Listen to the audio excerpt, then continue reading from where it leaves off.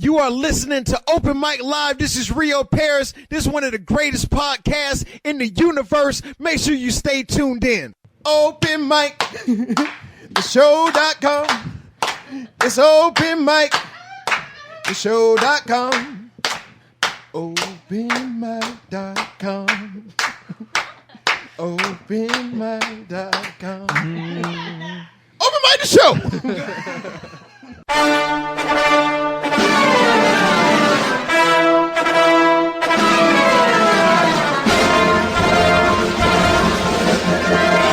Warning, the following program may contain moments of great personal reflection, sudden and striking realization, things you should not try at home, the truth about cats and dogs, incomplete thoughts, rambling gibberish, completely ridiculous opinions, winning lottery numbers, things you could really care less about, barking dogs, and unfortunately, Mike and Stan. Who likes to be silly? I like to be silly. What kind of radio show is this? This town needs an enema. It's about to get all stupid up in here! Get up, get on up, get up. Welcome to an all-new Open Mic Live, right here on OpenMicTheShow.com. On our homepage, you can find all of our affiliates, IRN Broadcast, No Name Network, Raw Talk Online, 920 WON The Apple, and all of our past and present and future shows, present like right now, and the chat board. You can get involved. Also, you can get involved on Facebook Live. Go to Open Mic Live, our fan page, and right there you can see our guest in studio. Stan, what's going on today's show? Well, first of all, they'll be able to check in on Facebook Live as soon as we go live. Oh. I was waiting. All right, now, so tonight's show... Hey, maybe you should have hit that for me. Don't stop. Get it. So tonight's show, we will be doing Tyree's Trivia, Stanley Feud. We will be potentially talking about Look at Me Sticks. We will be talking with all of this with the one and only, the hilarious Steve Miller. Oh, gentlemen, it's so nice to be back in the Open Mic Live studios. It's always exciting. So the last time you were here, you are the reigning champion of Pop Stick Trivia. That's correct. You will remain the champion because it's no longer a part of the show. That's absolutely right. Okay. So for everybody out there listening and everybody out there watching, this is it. You had your chance. You blew it. You'll never hear this I'm the champion. again. Yeah. I'm going to get you a golden stick up? made. You can't take me down. I'm the best. I'm the best that's ever lived. I'm the best that's ever was. The best that's ever going to be. I'm the king of pop stick trivia. See, that's the passion I bring to pop stick trivia. Right. But nothing else in my life. Right. That's what I get excited about. That's all. That is it. Popsicles and trivia. This is my passion. And you put them together into one amazing game. You can ask me anything about popsicles. Yeah. I got this. So we went and saw you last Saturday night. Saturday night, man. You guys all came out. You brought the crew like you always do, and it was a great night, man. It was a super fun show. And oh my god! And you had some new jokes that we hadn't heard yet. Once a year, I write a new joke. This is my policy. So it's been a while since So you've we've been doing seen this them in the because- 50s? Or?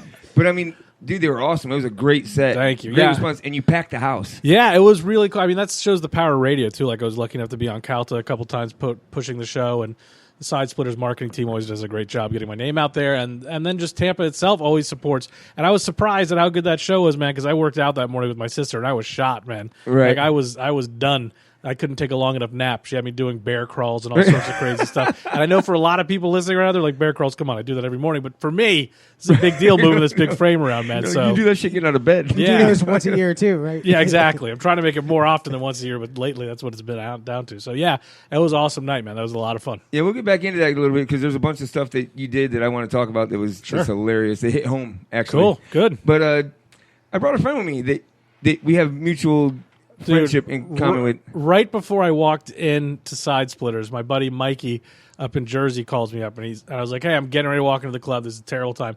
He's like, no, I wanted to tell you that Carl's going to be at the show. Now, Carl was he was Mike's roommate. I slept on the couch. And, and as soon as I walked in, Carl's the first person I see, and then we're chatting for a bit, and you came up to him. I didn't know you guys were friends. Right. And it was like a very cool moment to see, because I haven't seen Carl in, 15 years or something like that. And the fact that you guys were friends was really cool, man. Small world. It's always fun when you find a friend after that long that you actually spent some considerable time with. That's awesome, right? For sure, yeah. Unless they turn out to be a meth head or something like that. But then that's always a problem. Right. That can be problematic. But he's not. He's a good kid. He's a great guy. Oh, he's so high with him. He was actually sitting there when I was prepping for the show, and he saw you pop up. He's like, is that Steve Miller? I'm like, yep. That's my boy. And then he goes on and he's like, that's my friend's buddy. I'm like, hold on, is it your boy or is it your friend's buddy? It's like, oh, I got a friend. And but Right. no, it turns out that you guys actually, Yeah, we lived together, hung out man. you were the guy on the couch. I was the guy on the couch. How long were you the guy on the couch? God, 3 or 4 months, I think, something like that. Yeah. A long time. 15 years ago. Yeah. So just so oh people know, no! I haven't seen Carl for 15 years. This was like 20 years ago. Okay, so just so people Yeah. know, it's been a while since It's you were been the a guy on the long goddamn time. couch. Oh, it's been a while since I've been the guy on the couch. Right. But I think I was mostly just the guy on the couch because I was more interested in smoking weed than having a job and actually being able to pay bills on my own. So That makes sense. That's usually like the caveat to the guy on the couch. yeah, that leads to it. Yeah, living with them. Oh my God, that was rough because those guys smoked so much more weed than I ever did in my life.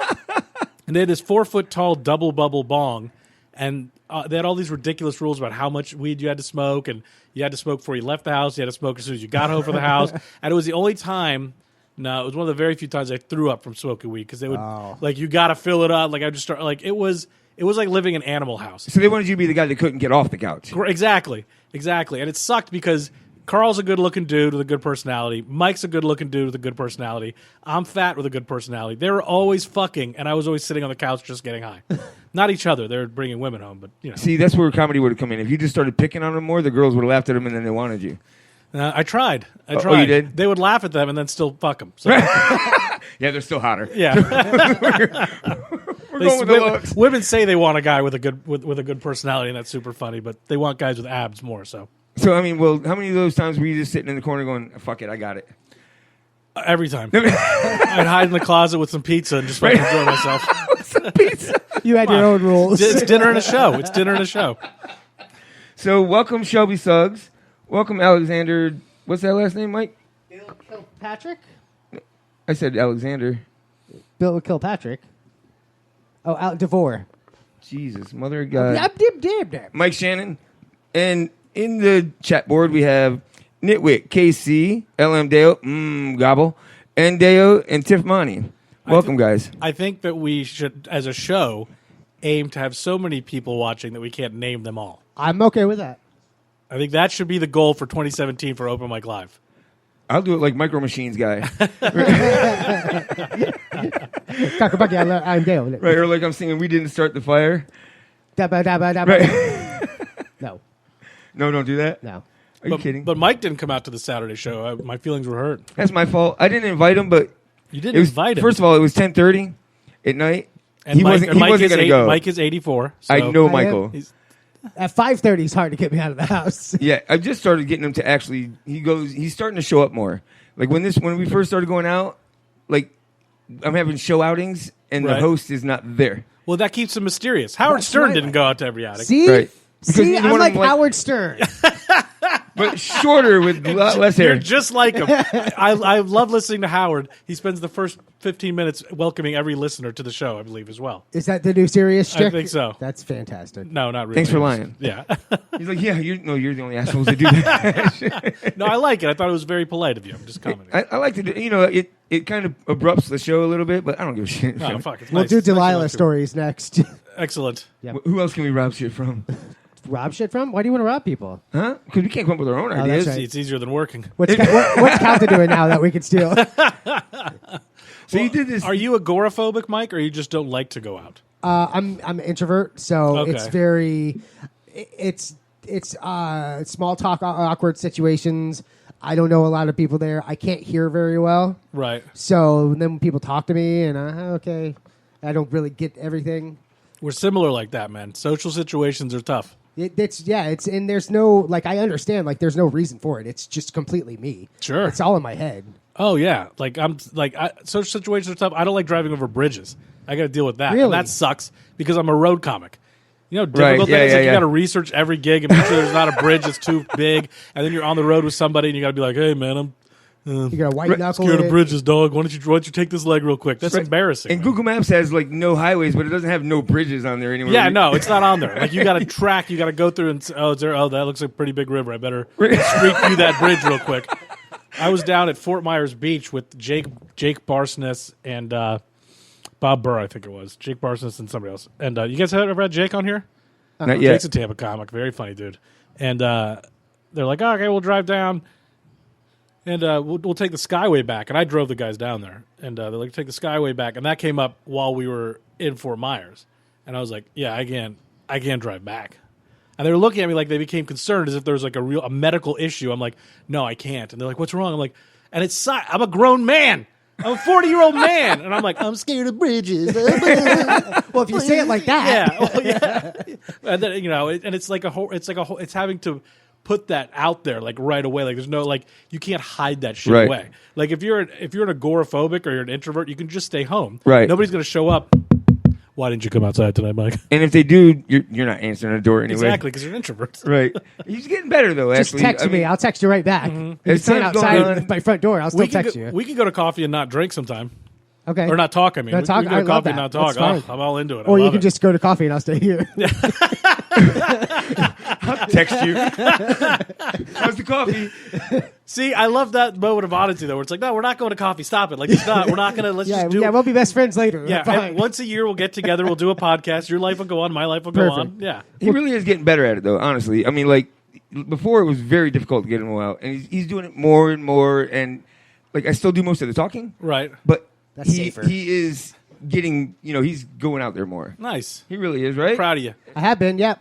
Right? I Well, mean, a lot of it, too, is I'm making a little more money, so it's not hurting my pocketbook to go out. I go to Side Splitters, and even if I get free tickets, I'm spending $75. Sure, yeah. So every one of those trips is, pretty costly. Well, I see. I mean, you drink. That's true. Yeah. You're drinking 2 beers right now at this moment. You got a Double bottle and a fisting. can. Yep, Yeah. yep. So maybe dial it back to one drink at a time. I don't like your attitude. But I mean, when we go out, we meet people like Shelby Suggs and Ryan Gerson. You know what I mean? You get to meet cool ass people. Steve Miller. If we stayed in here, we would never find you guys. We would never get the pleasure of meeting all of you people, right? Stan, I like to think that no matter what happened in this universe, you and I would have found each other. We would have. Yeah. You're hard to miss. Like a rom-com. Like No matter what would have happened, our stars would have crossed. The universe is always going to push us together, Stan. That's it. I'm speechless. Good. Or is it gravity? Just Likely it's gravity. I think it's probably, more than likely it's gravity. We More both than got likely low it's center. gravity. still science. So anyway, we do appreciate you coming. Now, you did a thing real quick about vapes. Yes. And you call them look at me sticks. Yeah. Right? Yeah. Especially the new ones. Yeah. Like, what's funny is that's the first time I ever said that on stage. Right. Those look at me sticks. I actually work for an e-cigarette company. That's part of my day job. Yeah, I don't mind e-cigarettes. I think that they're a great thing. I think that they can help people quit smoking, but fuck, man, like, why do you have to look like you're an engine on fire sometimes? Like, sometimes Right. you just put out way too much. I was tonight driving here, and the car next to me, I thought the engine was actually on fire, and then I realized that it's the dude just blowing these huge fucking clouds. And they think they're cool. Oh, they really like, they think it's cool as shit. And it's like, dude, just because it's not cigarette smoke, I still don't want to. It's still obnoxious. Right. I'm not David Copperfield. I don't want to disappear. Seriously, it sucks. Yeah. It No, really it does. is obnoxious. The company I work for is White Cloud e-cigarettes, and we make these small. They call them cigalikes, and they don't put out a lot of vapor. They're very small, and they help you if you want nicotine. Like they're great, but you don't have to make a big deal about them. Like you don't have to be walking around like you're a dragon. Right. It's like a quiet version of motorcycles. Mm-hmm. They just want you to freaking see them, but they're loud. Exactly. This is intrusive. Yeah, and it's a pollution unto itself, man. Right. Like if you're sitting in some place, it's not smoke, bro. Yeah, exactly. Unless it was blueberry. Yeah. Fuck you. I'm getting smoke. Smell like a bakery, you dick. Right. Smoke. Be a man. Right. It's not smoke. It's wet smoke. Yeah. Ugh. It is. Human Still fog makes machine. me wheeze. Yeah. It makes you wheeze. Yeah.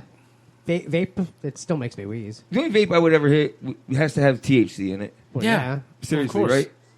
I mean, does White Cloud make that? No, we don't do that yet. We don't do that yet, but you never know. I saw a bill was getting written. It's getting close. We're getting close. Yeah.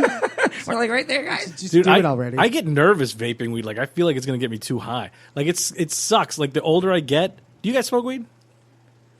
Allegedly. You guys both look at me. You guys both look at me like we have family watching this right now, Steve. So Oh no, my I'm family's high the one that I buy now. it from. You listening, Mom? I need a sack. I worry now. Like I think weed's getting too good for me, man.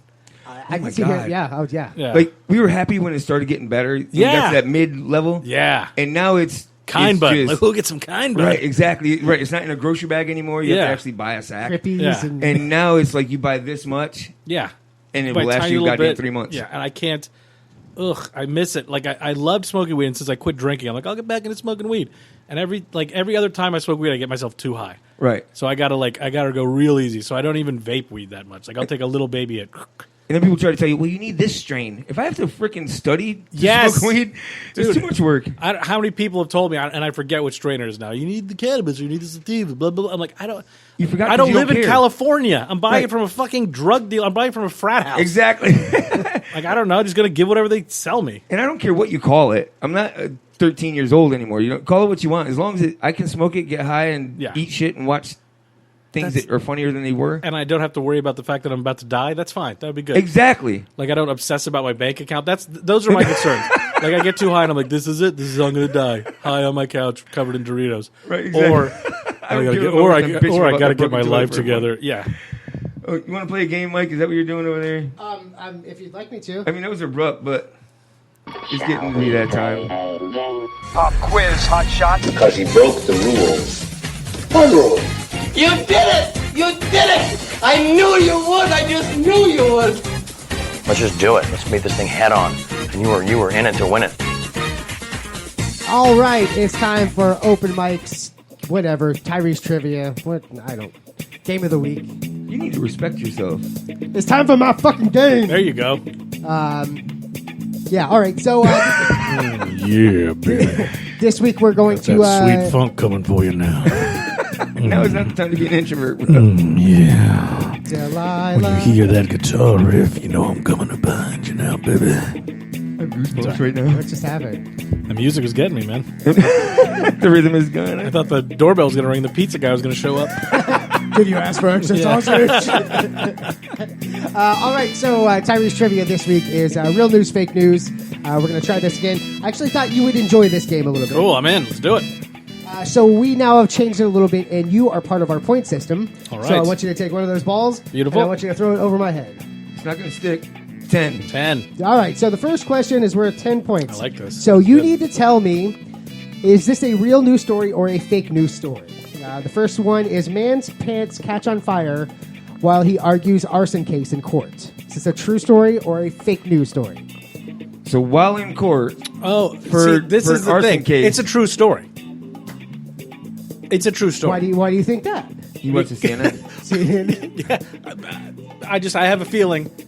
Okay, truthfully, I know that it's a real story. Because he was a liar anyway. Truthfully, I know it's a real story. Okay. I feel bad. I don't want to lie to you, Mike. No, you can. I don't care. I was tempted. I do it all the time. It feels good. But see, I'm the people's champ.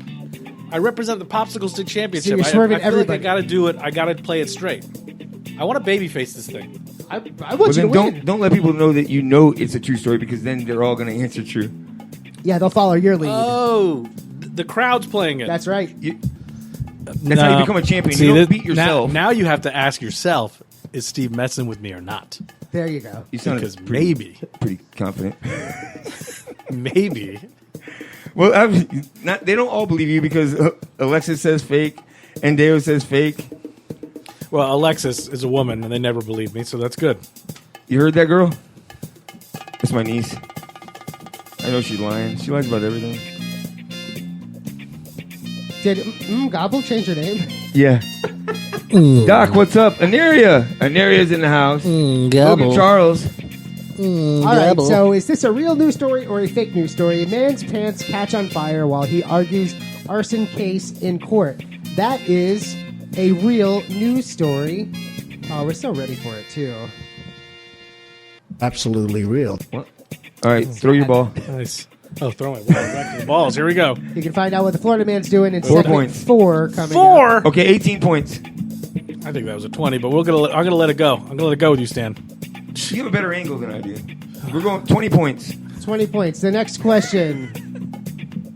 Standing on an escalator is quicker than walking up one. Is this a real news story or a fake news story?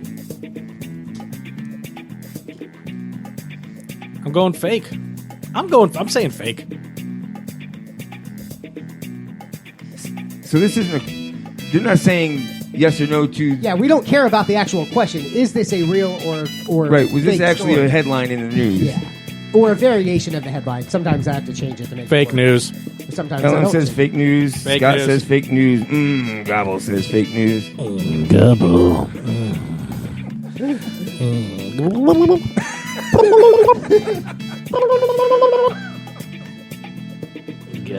Gobble.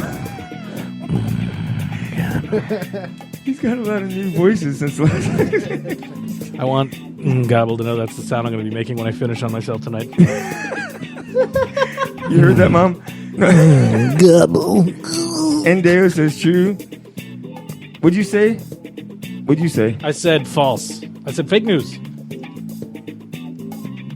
Is there an actual news story out there that claims standing on an escalator is quicker than walking up one? The answer is Absolutely real. that is a real story. Now, I don't like it. I got that source from Yahoo.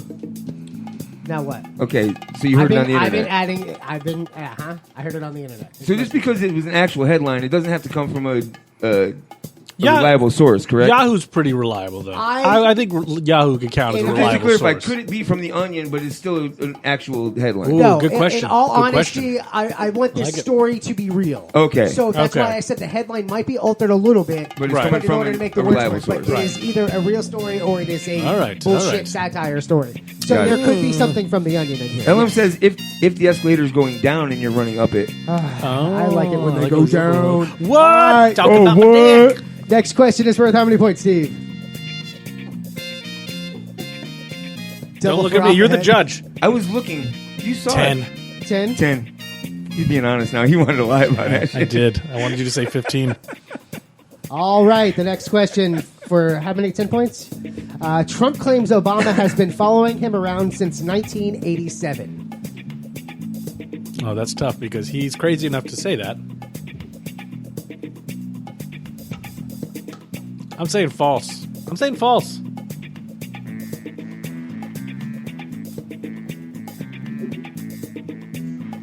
LM says false. Now, he did say he's been bugging him since he bugged the Trump Towers during the... Matt says real.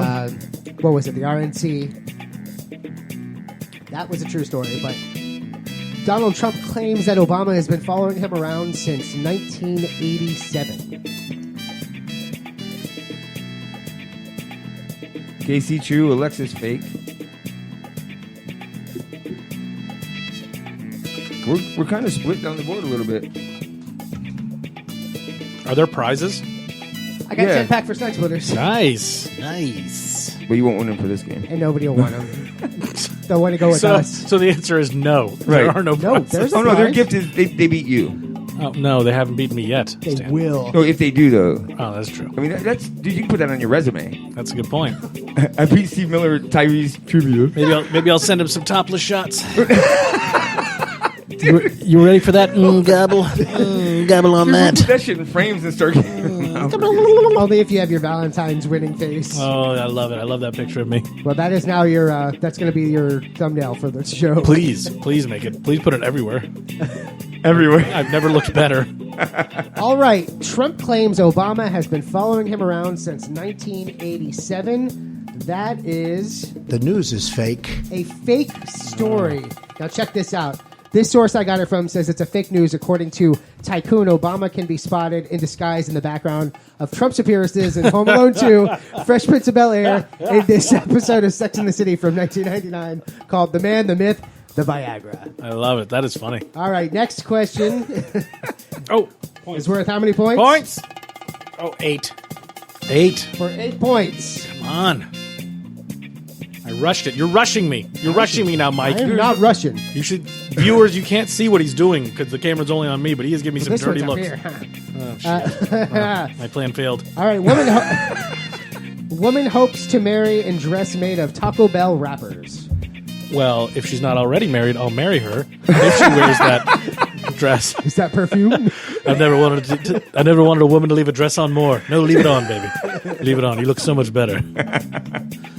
My sexy burrito. I lived a sexy Burrito burrito. chalupa. We have Ngaba with fake. We have Matt with real. I'm saying real. I want it to be real. I want it to be real so badly that maybe that's what This is your Cinderella. Yeah. I think that's a risky move wearing that, though, in Trump's America. I'm not sure. I think for sure you get deported if you're dressed like a burrito. But it's fast food, so that's way That is American. true. That very good point. Solid point. And Taco Bell is American. Yeah. Let's face it. Truly American. Pillsbury is American. Yeah. I like this song, by the way. I also like that how big my belly looks on Facebook. That's the camera. That's 10, You're welcome. 10 pounds. We position it that way to make you more uncomfortable. I feel like the camera should be up high like this, and there should be like soft lighting on me. Set the mood. Fluffer, I mean. Yeah. That'd be good. Oh, hell yeah. All right, how many points was that? 8? 10? Gobble. That A was woman 8. hopes to marry a dress made of Taco Bell wrappers. I don't know why I did that way. Let's try this. Absolutely real. That What? is a Nice. real story. Nice. And I got that from Yahoo. Yahoo? Which is garbage now ever since Alda whatever bought it. It's super slow. Oh, really? It's just it's horrible to load. I haven't been there in forever. Next question is worth how many points? 10. I'm keying in on 10, man. I don't know what it is. Doctors warned to stop assuming babies' genders. Doctors warned to stop assuming babies' genders? Is it a boy or a girl? Oh, God. We're going that far back now. We don't want to classify them at that point. We can't just wait for them to make their own decision. It's not Oh, God, this makes me so angry. It's not classifying them. It's just biology. Like, I mean, if, Exactly. if, That's if what I that mean, baby though. decides that they want to be a girl and they're born with a penis, then fine. That's cool. Wait, I'm all for it. But it's not identifying gender. It's whatever. Fuck. Is this It's a real probably story? real. It's probably real, and it's going to make my head explode. I mean, no, I agree with you 100%. Biology is biology. You can't change Well, it. I mean, what does tests show cancer? But if you don't identify it as being cancer, you'll probably be just fine. If you don't have a pee-pee, you're good at making sandwiches. Is that what I understand? That's biology. I am really good at making sandwiches. There's a video on Facebook right now where it's a big heavy-set redneck guy, and he goes through this whole thing about identification, what we're talking about. Right. At the very end, he goes, so I identify as a skinny guy. Anyone who calls me fat from now on, I will sue you. Yeah, I think that's funny. I like that. And look, this is the thing. Like, I have no issue if, like, a 12-year-old, 13-year-old, anybody that can speak words says, I feel like a girl, I want to be a girl. Cool. I don't care. I don't care at all. But if there's an embryo inside, it's like, it's okay to say it's going to be a little boy or it's going to be a little girl. Like, that's fine. If that baby then later decides it wants to be the opposite, cool. But you're not assuming somebody's gender. You're assigning gender based on biology at that point. Right. Ugh. I don't like your labels. I'm glad we got into this. Religion is next. Your labels are bullshit. Yeah. All right. Doctors warned to stop assuming babies' genders. The news is fake. That is a fake Thank story. God. Thank God. Thank God. And let's do a score update. All right, we have LM with 20, Steve Miller with 38, Yes. Casey crush with it. 18, Gabo with 30, Gobble. Tiff Monty with 28, Endale with 48, What? Matt with 28, Scott with 18, and Alexis with 20. Who has 48? Tiff Monte. Endale. And Dale. And Dale. And I have 38. Correct. I'm coming for you, Next Endale. question is worth how many points? Well, it's going to be worth 11. It's double. It's going to be worth 11, and Endale's going to miss it. 14. 28 points this one's worth. Okay. 8 points. 28 points. Who is Endale? What is their point? Endale. Endale? In the picture of us when you won the golden pussy, it's the one you're holding the golden pussy in front of her. Okay. Okay. Maybe it should just be her and I right now at this moment going against each other. But that's Also okay. known as my sister. Also your sister, so let me keep it. No, go ahead. Keep it I've done clean. it. Keep your pussy that way. All right. You're going down, girl. Last question. 28 points. Number 6. So many A times. man subpoenas dog to testify in court. Is this a real story or a fake story? A man subpoenas a dog to testify in court. Real. It's real. And I dare you to come with me on this one, Endeo. He's hanging back. We got Gabo with real, Scott with real, Matt with fake, Casey with real, Endale with real. Oh, You got no nerve, girl. You got no nerve. You're not giving me a chance. You're not giving me a chance. You're blocking me out. What's up, Open Mike? What's up? You can't take me down. I'm the best. I'm the best that's ever lived. I'm the best that's ever was. The best that's ever gonna be. I'm the king of pop stick trivia. It's that passion. It gets me.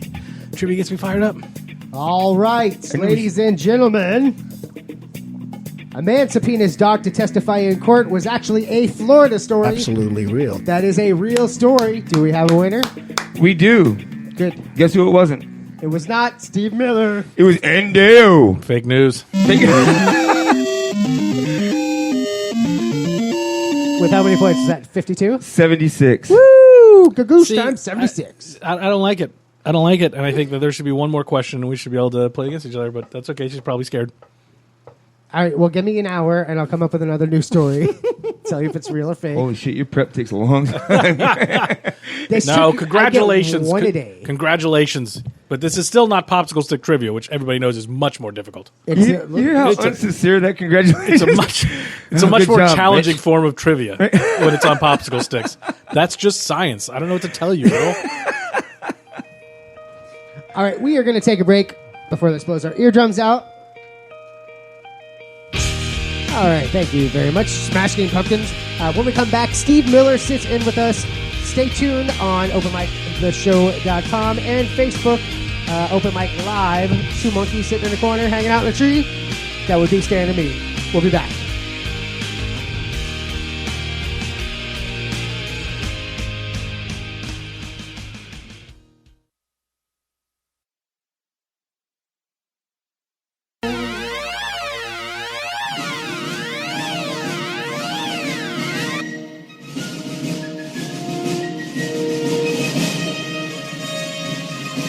This is JB Ball from MTV Comedy Central and an avid puncher. You're listening to Open Mic Live. Don't tell me what to do. Did you press that?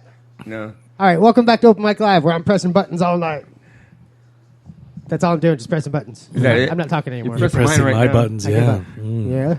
You're revving me Gobble. up. Gobble. It's got me gobble. Is it me or are we all loud as shit right now? I feel like I'm loud. I feel like I get Yeah. right up on it. I need to back up. I need to slow down. It's not that. Well, usually we got to eat the mic. And I don't know what he just did, but he touched a bunch of shit. Anyway, so we're back. Like a well-oiled machine, this podcast run. It's a podcast. What do you want? I've sunk all my money into the computer.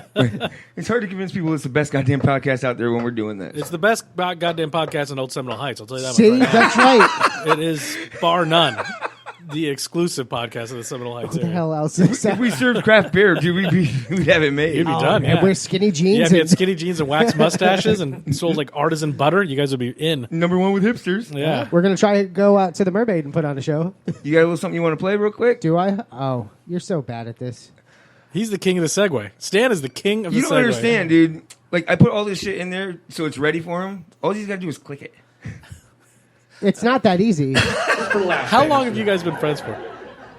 If only I could lose the weight, maybe my knees wouldn't hurt so much. If only I could lose the weight, maybe the sores on my inner thigh would clear up.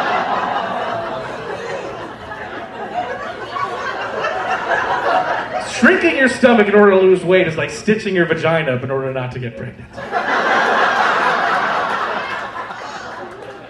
If only I didn't have all these kids, maybe I'd finish college.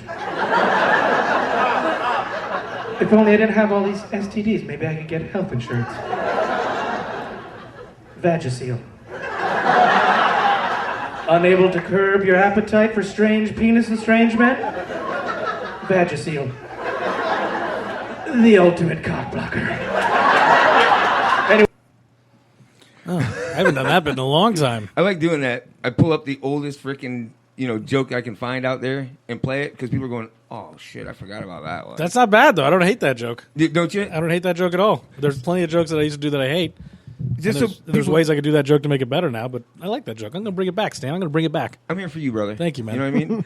So just so people know, about you a little bit, you're 41, right? So you're my age. 41. How long you been doing comedy? I've been doing comedy for 8 years. Oh, really? Yeah. Where'd you start? I started at Side Splitters Open Mic, actually. Did you? Yeah, actually, I started doing comedy probably, I guess, when I was 28 or 29. I went to a few open mics, but I would go to like 1 or 2 open mics and in a month, and then I wouldn't go back for like 4 or 5 months. And, like, because I wanted to do it, but I was so shit scared of actually doing it and putting in the work that it took to get good at it.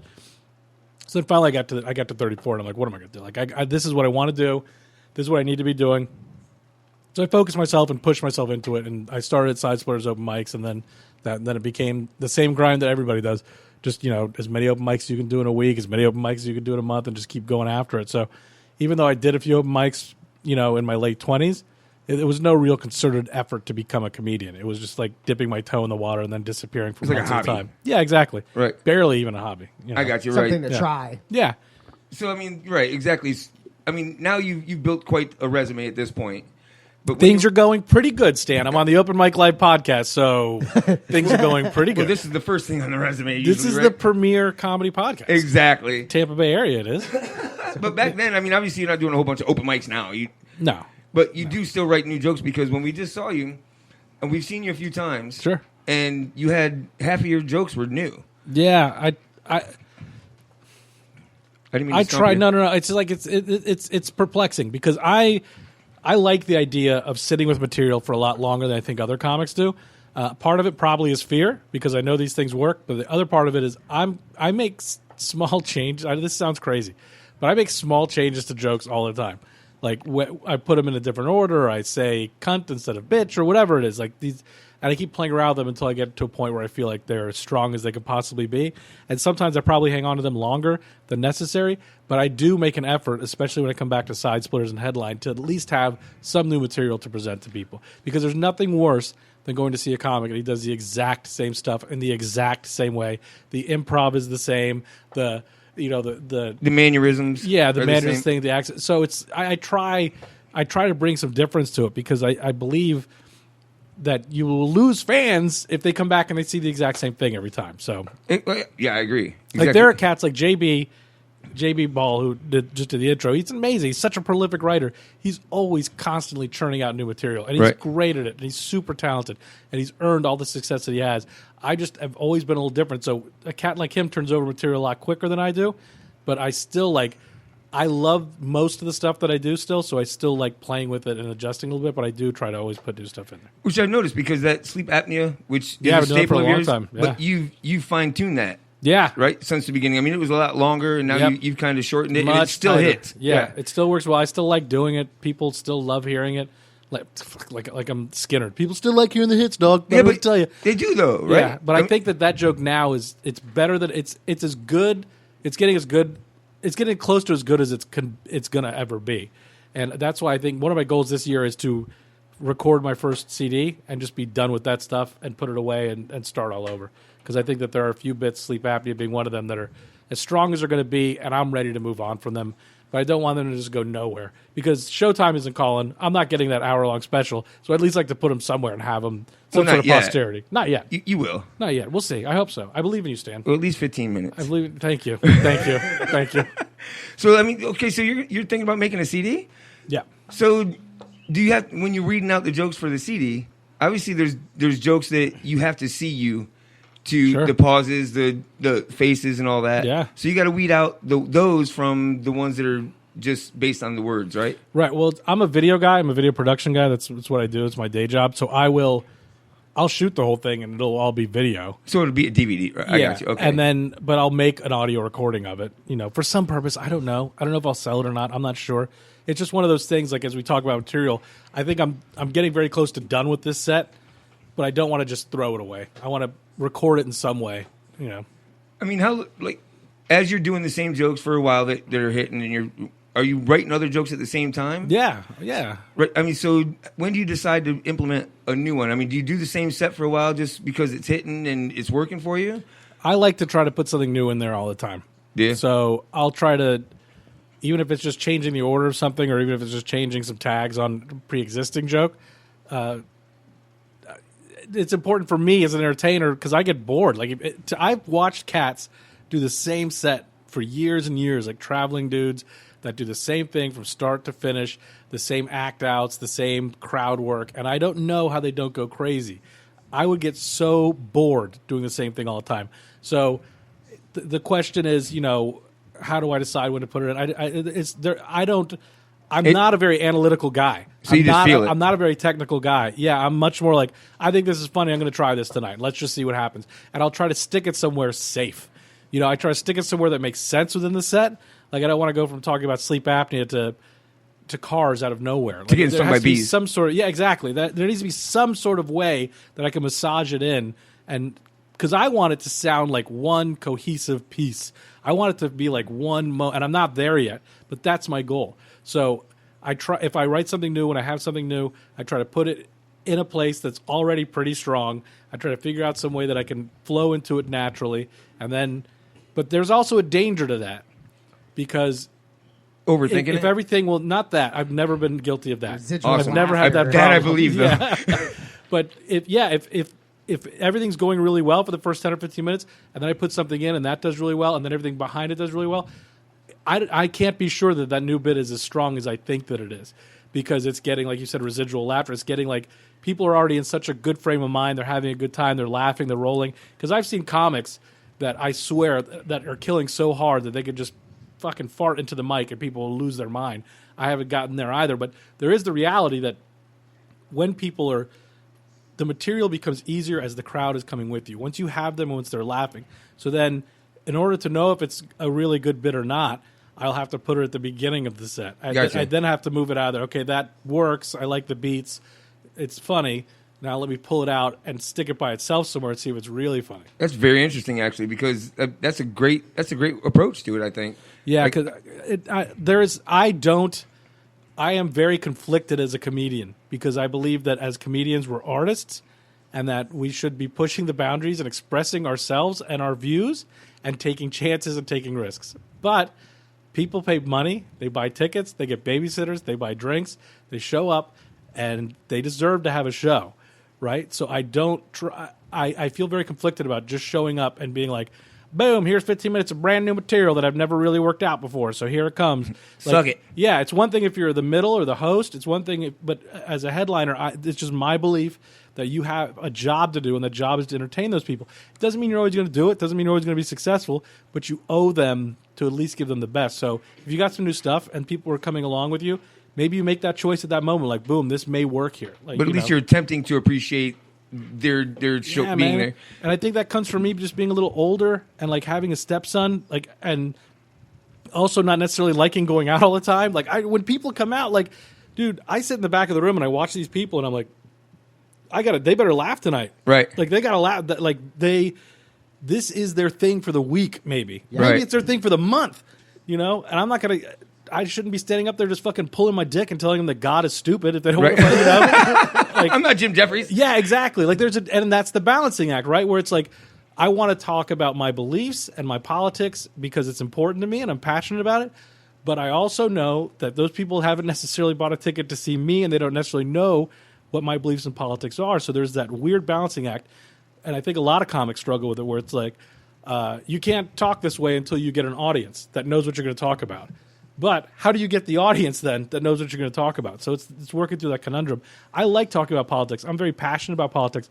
I'm an incredibly left-wing guy. I'm super fucking progressive. I'm a Bernie Sanders guy all the way. But I also recognize that makes people tense right now. Right. You know, and I have to, if I'm going to get into that stuff, like I'm doing a show at Microgroove Records, which is down here in Seminole Heights. Yeah. I'm doing it next week, Thursday night. It's going to be a lot of fun. There's going to be some really great comics there. I saw a Rio post from over there. That's yeah, awesome. yeah. And it's going to be a lot of fun. That is a place that I am confident that I could walk into and talk about socialized medicine and talk about, you know, how fucked building a wall is and all these things that people don't necessarily want to hear. Yeah, like, and so it's like this. It's a push-pull. It's a balancing act, because I do, you know, even though I believe that what I do is artistic and I'm proud of it, I also know that it's that at a place like Side Splitters, people are paying good money. Well, that's the thing. Mike drinks $75 in booze alone. He doesn't necessarily want me to hear Two that. items, got it. No problem. Yeah. That's why he couldn't afford the koozie. Yeah. I just would have given you one. Yeah, I just would have given you one. But I mean, like, the difference is you get a guy like Jim Jeffries, you get a guy like, you know, Dennis Miller. Leary. Sorry. Yeah. Any of them. The name Miller is very tough. Any of them. They're both pretty political. But You know that. So Yes. when you pay money to go here, Jim Absolutely. Jeffries has his religious. Yeah. You know, he did a whole goddamn show about religion. Yeah, if you're super born again Christian and you buy a ticket to see Jim Jeffries, you fucking should have done your homework, man. That ticket's like $50. You Right. should have done some homework on that. Right. You know? His name's Jim. Yeah. Right. You know what I mean? comedy in Yeah. itself. That's your own goddamn Yeah. fault. Right. But I mean, if you know what you're going to see, Exactly. they're not coming to see you for that type Right. of joke. You know, they're not coming to see you to tell, learn your religious or, political beliefs. Exactly. You know what I'm saying? I So- mean, you got to work them in there because they're topical sometimes. Right, and it's important to me, and I want to do that. Like, and I think I touched on it Saturday night. Like, I hate this idea that we have to hate each other because we have different political Isn't it so opinions. It ridiculous? drives me crazy. I don't like it. It's counterproductive, and it's us falling into a trap as citizens of It's this country. ridiculous. Because we do all want the same thing. We Right. just disagree how to get there. That's it. We all want to get on Space Mountain, but Dad wants to go left at Tomorrowland, and Mom wants to go right at fucking wherever the fuck Disney World. It's a You know small what I mean? world. That's it. Yeah. Which yeah. is referring to your dad. Yeah. So we all want the same thing. Nobody wants this country to fail. Very, very, very few people want this country to fail, right? And The problem is they want certain people to fail, Sure. which is counterproductive. well, that is There no, are that's true. parties Like, to look, fail. I don't like Trump. I don't like his policies. But if he fails, I am fucked. Right. You know, and we all are fucked. So we have to want these things to do well, and we have to hope they do well. But I've found, like, just talking about this idea, and I have some jokes there, and I know that I did them Saturday night, where we just need to be nicer to each other online. Towards the end Yeah, that shit was of gay. the election, I know a lot of people think it is. Towards the end of the election last year, and there's some jokes in there. There's some funny parts in there. So I was just kidding. I know, It was you were. funny. But it's not like it is now. Towards the end of the election cycle last year, it got applause and it got laughs and people enjoyed it. It is a little preachy, but it's preachy about just positivity, and it doesn't last that long. But since the outcome of the election and since the inauguration, it does not work. People do not laugh and they do not applaud. Like, there's a moment where I just like, we're all in this together. Like, we should Right. Like, there's a moment that used to get applause, and I didn't do it because it would get applause. I did it because of what I believe. But it was working, so I felt okay keeping it in. But now I've had to come to the point where it's like, I guess I just got to take that out for certain situations because everybody's so fucking pissed off that when you say to them, hey, we should all get along and be nice to each other, they just, no. I mean, yeah, it's tough. and that Politics, sucks. politics, religion, and abortion. Sure. Those are three things that it's tough. I get it, and I agree with it. Right. But I'm not even talking about politics. That's what's frustrating to me. I'm But talking people about are- being nice to each other. People are Bullshit. Yeah. Don't tell me to that's be it. nice to. Yeah, that's it. Like, there are times I didn't do it Saturday night. There are times where I'll begin admonishing the crowd, and sort of where I'm like, guys, all I'm saying is be nice. That's it. Like, why are you so upset? Like, why are you angry? Like, why are you looking at me like I'm Dude, not your next telling show, you- when you do that joke, I'm going to run up and hug you. Thank you. I would appreciate. I'll take it. I'll take it because it sucks. It sucks. There are a lot of people that are unhappy. I get it. But Yeah, like, mean people suck. We don't need to be like. I know that you have different political views than me, but I like don't you think as so. a human being. You know, I like. Well, I'm just kidding. saying, I know. right? But I like you as a human being, and I know that you and I could have a conversation and be respectful about it. I got a lot of friends that are on the opposite end of the spectrum from me, and I love them and I respect them as human beings, and I don't got to call them cocksuckers because they disagree with me. And It's just because they are. like that. well, they just are. That's it. They're into it. And that's cool, man. And if they want to fucking take a shot at me, they can take a shot at me. There's no judgment. Just throw a wig on. Let's get down. But it's like it's so infuriating to me that you So can't anyway, even talk about that. being the king of segues, because Sure. this isn't a political show or any of that, Right, but no, that's fine. we're all passionate about it. Right. But let's get back to, like, you performed with Jim Jeffries, right? Let's get back to your dick. Yeah, it's going to take a minute to find. Yeah, I did 2 weeks with Jim, both here at Side Splitters in Tampa. Oh, really? Yeah, he was the best dude. He was the coolest cat. We one of the times he came here, I think it was. Well, it doesn't matter. The first time he came, he was soberish, and he said, "Oh, I think I want to go to a strip club at some point while we're here." I said, "Yeah, okay, man. Whenever you want to go, you let me know." I'm starstruck. There are stars in my eyes. This is Jim Jeffries, and it's also one of my first weekends hosting. How long ago was that? 5 years ago. Okay, go ahead. 5 years, 6 years ago. It's been a bit. And so the last night, the Sunday night shows, by the way, he destroyed that room. It was unbelievable watching him work a small room like that. But, excuse me, Sunday night, he comes out to me. He's like, all right, I want to go to a strip club. Let's go to a strip club. I said, all right, do you want to go to a good strip club? You want to go to a bad strip club? He said, I want to go to a terrible skeezy strip club. I said, okay, I'll take you to the worst strip club in Tampa. He goes, I want to go that's where I want to go. I want to go to the worst strip club in Tampa. I took him to the Library Lounge on Nebraska. Yes. Yes. Starlight was closed. Yeah, exactly. So we go in, and he's got this girl with him. Ugh, what a cunt. And Snoopy Band-Aids. His girlfriend was with him. She was just the worst. She was the worst. One of the worst people I've ever met in my life. But so we walk in. It's me, Ian Gutowski, Jim Jeffries, and his girl. And we walk in, and I go to the bathroom. He goes to the ATM, and I'm not even done in the bathroom. And he comes in. He's like, "Where the fuck did you bring me?" I was like, "You said you wanted to come to the worst strip club in Tampa." He's like, "I didn't know they fucking made him this bad, mate. Get me the fuck out of here." Dude, we didn't order a drink. We didn't sit down. He may have pulled money out, and oh my god, he was so upset. And Ian was with me. Luckily, he was with me. He's backing me up. He's like, "You told him the worst one." He just couldn't get his brain around what he had just seen. He's like, "This is not possible. This is not real." If you live in the Tampa area and you're over 18, you owe it to yourself to visit the Library Lounge sometime. It is a menagerie of disappointed fathers. Yeah, it's no longer the library. But anyway, me and my wife. The library? No, me and my wife. It's not any cleaner, but it's just no longer the library. Okay. But me and my wife went in there one time. Just cruising around. Sure, and went in there. If they're shorthanded on dancers, the bartender just goes up and dances. Oh, that is fantastic. That is really, she really just pointed fantastic. out. She's like, "Remember the bartender?" I'm like, "Yeah, I waited an hour for a fucking drink because she's changing out back." Side note: if it's really slow, they'll let Steve Miller get on stage and strip. Something I've done at the Starlight and the Library Lounge. Now there's a lap dance I'm waiting to get. Yeah. Oh, I move my hips. My friend. I'll break it. These hips don't lie. These hips do not lie. Amy Schumer.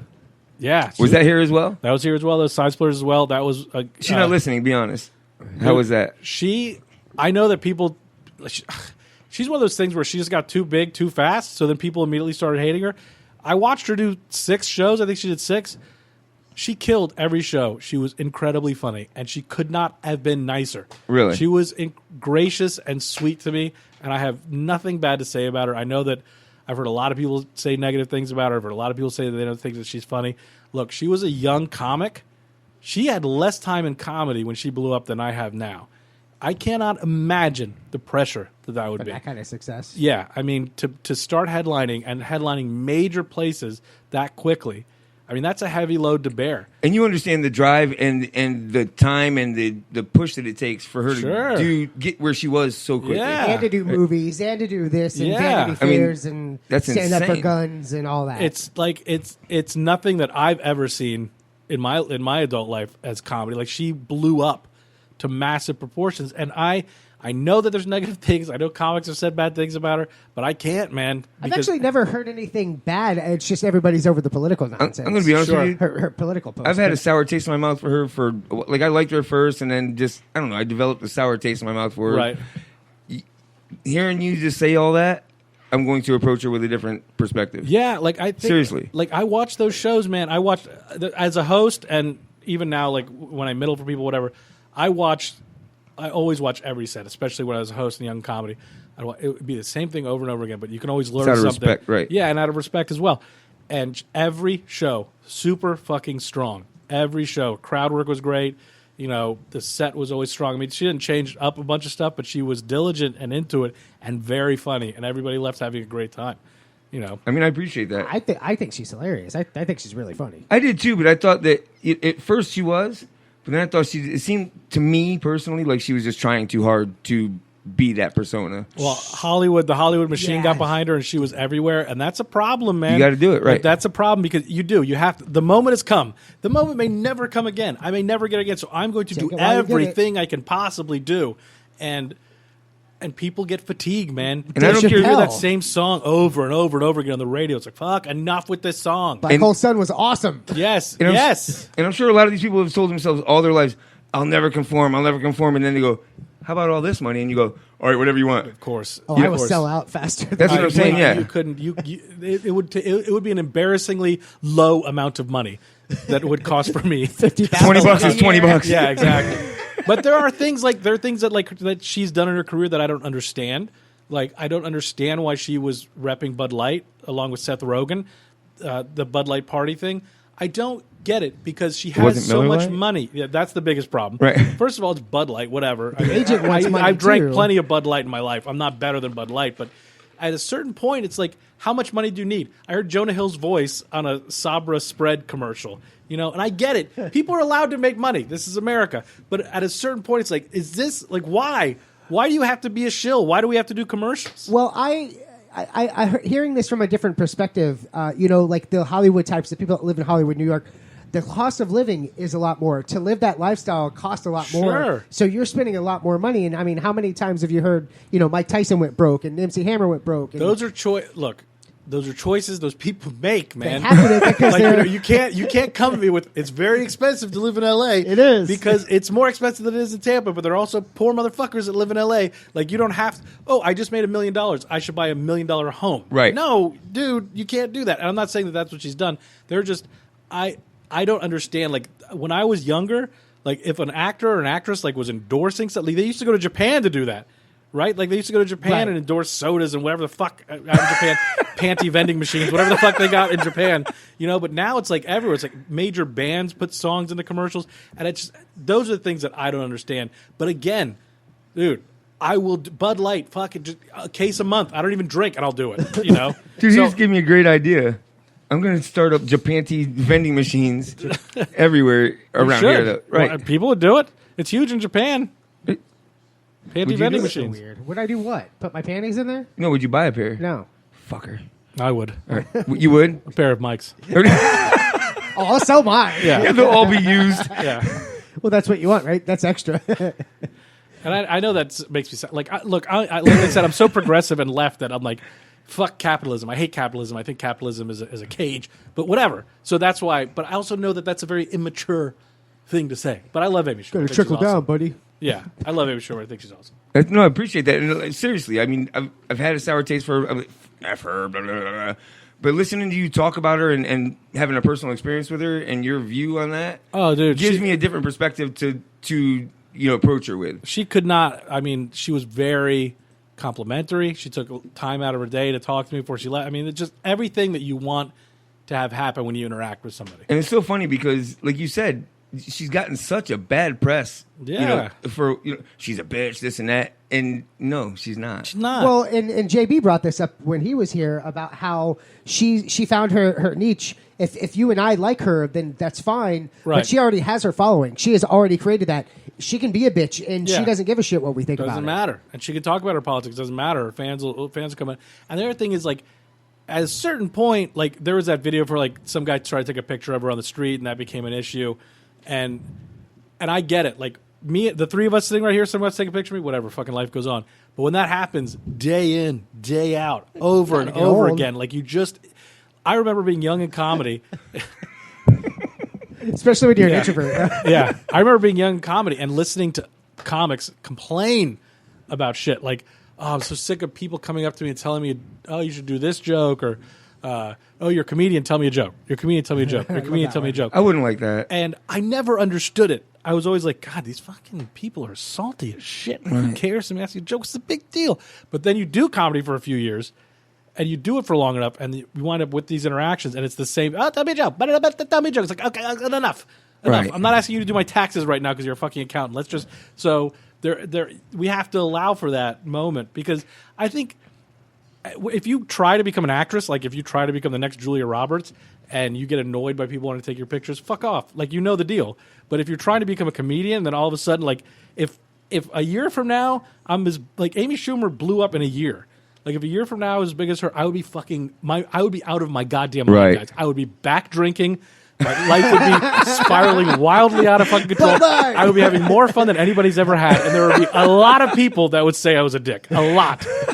Steve Miller, the next most interesting man in the world. Yeah. Oh, yeah. It's like the Warren Sapp effect. Yes. He don't flick because he's so tired of it. It's just enough. Can you imagine? I mean, you sit there eating, dinner with your family, and people walk up asking for autographs. It's just because they're inconsiderate. Yeah. It's rude as shit, dude. And who the hell asks for autographs? I've never understood autographs. I've gotten a couple autographs, but you wake up the next morning, you're like, what am I going to do with this? I have some, and I feel like shit for asking for it. I want a picture. I'm good with that. Exactly. I've actually seen Picture's grown men Can I get an autograph for my son? And they're pointing to someone else's kid. You know.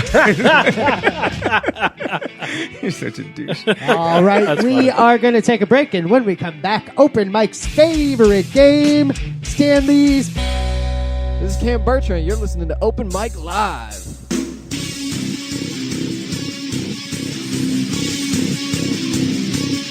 Welcome back to Open Mic Live, and now it's time for Open Mike's favorite game, Stanley Feud.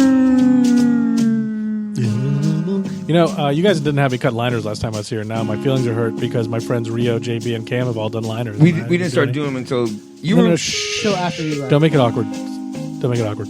I know how you feel about me now. Hey, you know what you get to do after the show? Gobble. Now who made it awkward? That's hilarious. All right, so Stanley Feud is my version of another popular game that's on television.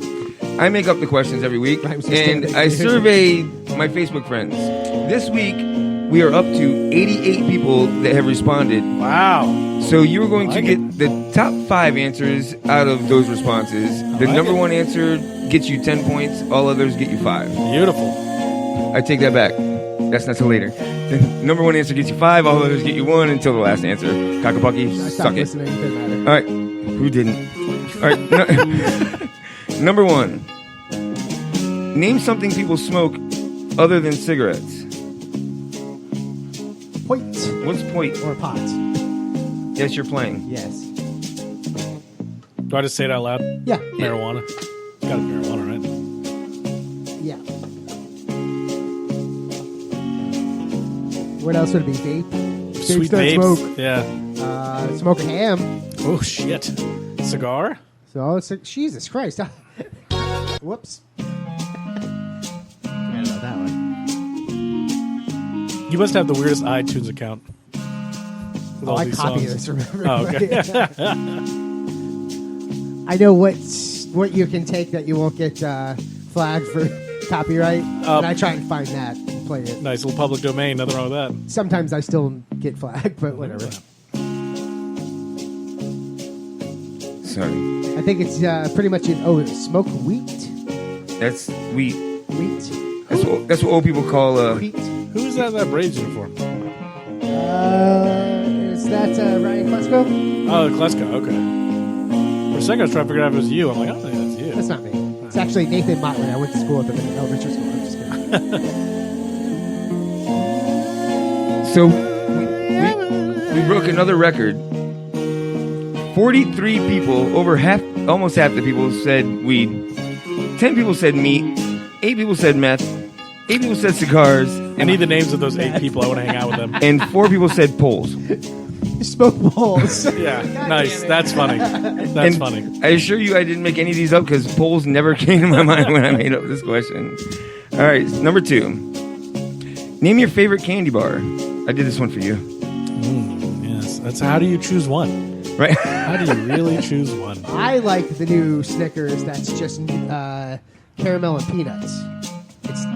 It's a 2-time, so they have it in a 2-pack, but it's mostly caramel and peanuts instead of the nougat-y. Get out of here. You got to have the nougat. Get out of here. No, it still has it. Hit the bricks, but kid. it's mostly. No, gross. I don't like it. You're gross. Snickers almond is the jam. Snickers almond is the jam, but my answer is going to be just Snickers. Yeah, I'm going Snickers, too. Yeah, it's not that specific. You said Snickers almond. I'm going to give you Snickers. Could you imagine trying to fuck to this music? Like I have. Like You keep try? time with it. What are you doing Where are after you the going? show? Like just keep time with it. Just like old timey. You got to wear fucking like old timey straw hat and shit. Have a glass of Wait, some lemonade. tweed? Yeah, exactly. Yeah. This is some enjoyable coitus, sweetheart. You got an almond joy on the board. Snickers. Almond Joy solid Love candy bar. Almond Joy. Whatchamacallit? I love whatchamacallit. I like the Take Fives, little pretzel. Yeah, it's good too. Is there a bad candy bar though? I don't know if I've ever had a bad candy bar. Payday? Hey, every once in a while, there's a time and a place for the Totally payday. nuts, though. Like if you need to protein up, can't go wrong with payday. You need to protein. That's what I eat before I go to the gym. 4 or 5 paydays. Get all that protein in you. No. I get so sick when I go to the gym, though. I don't understand. Your sister's a trainer? Wicked. Yeah, she's terrible. She makes me eat more paydays when I get there. She throws them on the ground, and then I roll around and try to get them off the ground. He doesn't need a spotter when he goes. He needs a cleanup crew. Yeah, exactly. Yeah. She just throws him down the hallway and makes you run after him. Payday. Put it on the fishing pole, have it on the treadmill. Oh, you almost got it that time. He comes back and acts like he's going to drop it, but doesn't really. All right. I got $1 for you. 18 people said Snickers. Yep. 18 people also said Twix. Love Twix. Oh, Twix. Nice. 11 people said Reese's. 9 said Kit Kat. And 7 said Butterfingers. That is a solid candy bar, too. Butterfinger? Yeah. Fuck a Butterfinger. Fuck a Number 3. Fuck you. Fuck a Butterfinger. Fuck your Butterfinger. Fuck a Butterfinger. I thought you said we were going to talk about divisive topics on this podcast. Fuck you. Fuck a Butterfinger. Fuck a Butterfinger, this guy says. I'm definitely not going to heaven now. All right. What color would you hate for your neighbor to paint their house?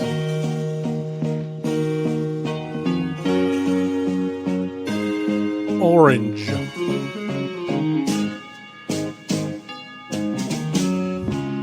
Oh, you're drinking the shandy, huh?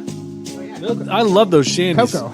Oh, I haven't had the cocoa one. Leaning Kugel. Oh, they have spiced pear. They've got ginger, cranberry, I love a good shandy. That shit can make me start drinking again. lemon. Yeah, it's low in alcohol, so Yeah, it's not nice. quite like you're an alcoholic. Yeah. You feel like get some fruit in there too. Yeah, it's right. It's healthy. No, it's ginger. It's like a candy good bar for- before yeah. the gym. It's the payday of beers. I don't know.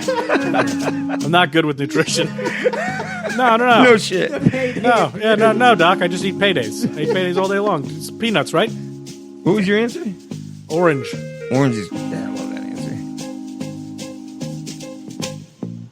Aqua. Street line yellow. Aqua. See, this is where being colorblind comes in handy. Are you colorblind? Yeah. Nice. That doesn't come in It's not handy. black and white, but you know what I mean. Yeah. Orange and red look the same, but I can tell blue and orange. Right. I just don't know blue. Does anybody really know what's blue? What's that? Does anybody really know what's blue? It's a good question, man. Oof. If I was high right now, I'd be done. I would be done. I mean, the hardest time of my life for that to be an effect was when we played Punch Bug. Oh, yeah. Punch Bug red. Bullshit. That bitch is orange. Yeah. I would have fucked with you all the time. That's funny. No, you liar too for punching. I can't argue with her. That's fucking hysterical. So, 20 people said pink. 17 said purple. 16 said yellow. 9 said green. What? 6 said orange. At 1 point. That's ridiculous. It is kind of ridiculous. Green is an amazing color. Is it? I love green. Don't go moving next to any of these people. Oh, I will. I'll move right next to them. Paint every house green.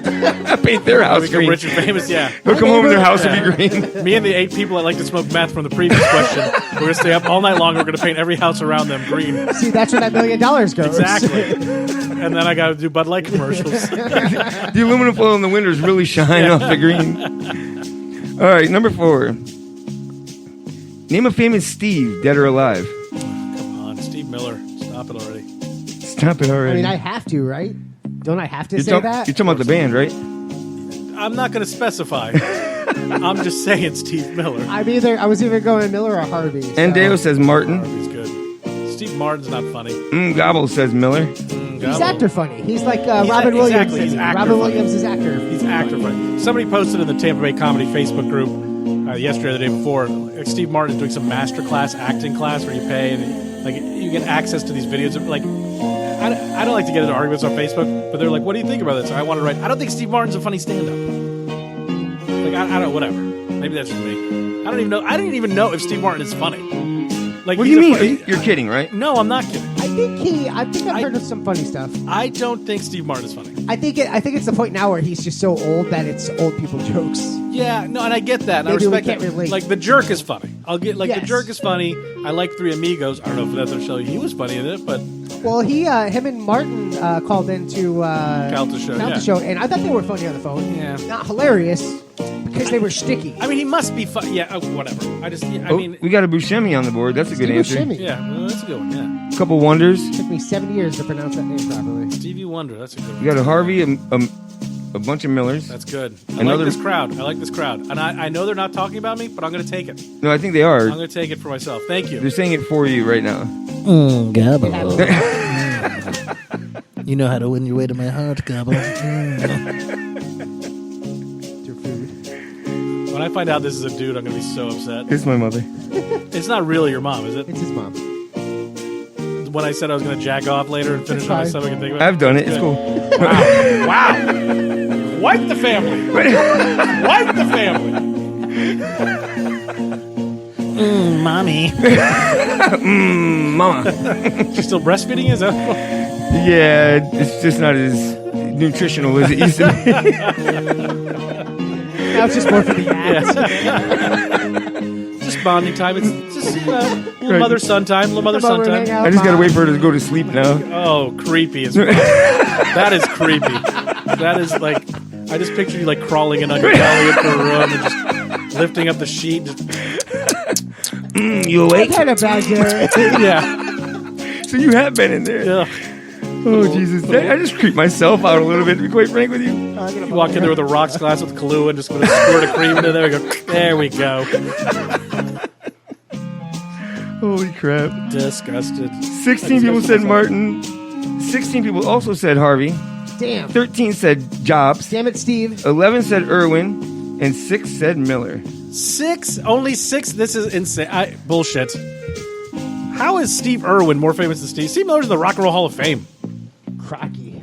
Steve Jobs. He's a dick. Not anymore. Yeah, he's dead. Good. Still a dick. Stop making shit I can't afford. Garbage. Like, have you ever been an Apple guy? I love Apple. Oh, really? I love Apple, but yeah. So we'll agree to disagree. Yeah. We're Droid guys, right? Oh no, that's what my phone is. But I love like Mac laptops. And if I could afford one, I'd have one right now. Yeah, I think that's what it amounts to. I have a work one. I've always had a work one. Oh, really? Yeah. I think they're better for that. I think for general use, though, Droids it's not necessary. Right. For this audio and video stuff, it's better, but yeah, we can't afford it. You don't need it. All right, so quick points update. Open Mic has 15.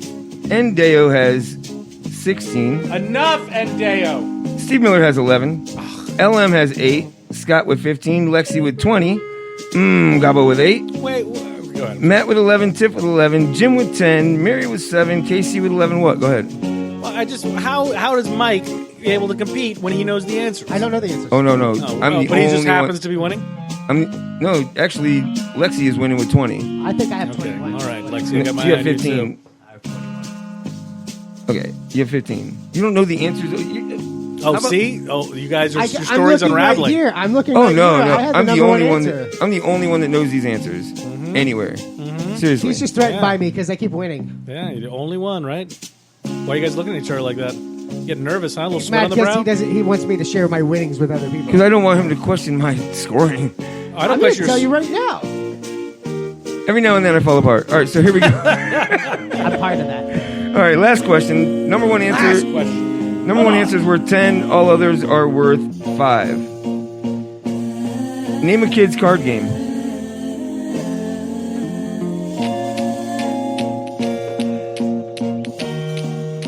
We got a war on the board. I'm going Go Fish. We got an Uno on the board. I'm going Go Fish. And Endeo, you better not rip off my style, Endeo. She did. She went Go Fish. After I said it, of course. Oh yeah, no, definitely. Unbelievable. I mean, I respect the strategy. I respect your game. I respect your game. I don't. You got game, girl. Yeah, you got game. It's not Open Mike's favorite game anymore. Alexis says memory. Is that Alexis has 21? She's in the lead? She has 20. You're going down, girl. I forget what that's You messed about. up. You messed up. This is your misstep. This is your misstep. And this is where Steve Miller comes in from behind, quietly, rubs your shoulders, whispers in your ear, and puts you to sleep. Crazy Eights we got on the board. Cribbage. Cribbage? Who put cribbage? I did. Oh. Children love cribbage and port wine. And port wine. It's spritzer. Yes, as a child, I was a little Victorian baby. I enjoyed cribbage and fine cheeses. Scott says Uno. Casey says Uno. I love Uno. Not a kid's game. Love Uno. Uno's not a kid's game? I think kids can play Uno. I don't think it's a kid's game. I think Go Fish, number one, lock it in. I think you're onto something. We got a bunch of Unos on the board.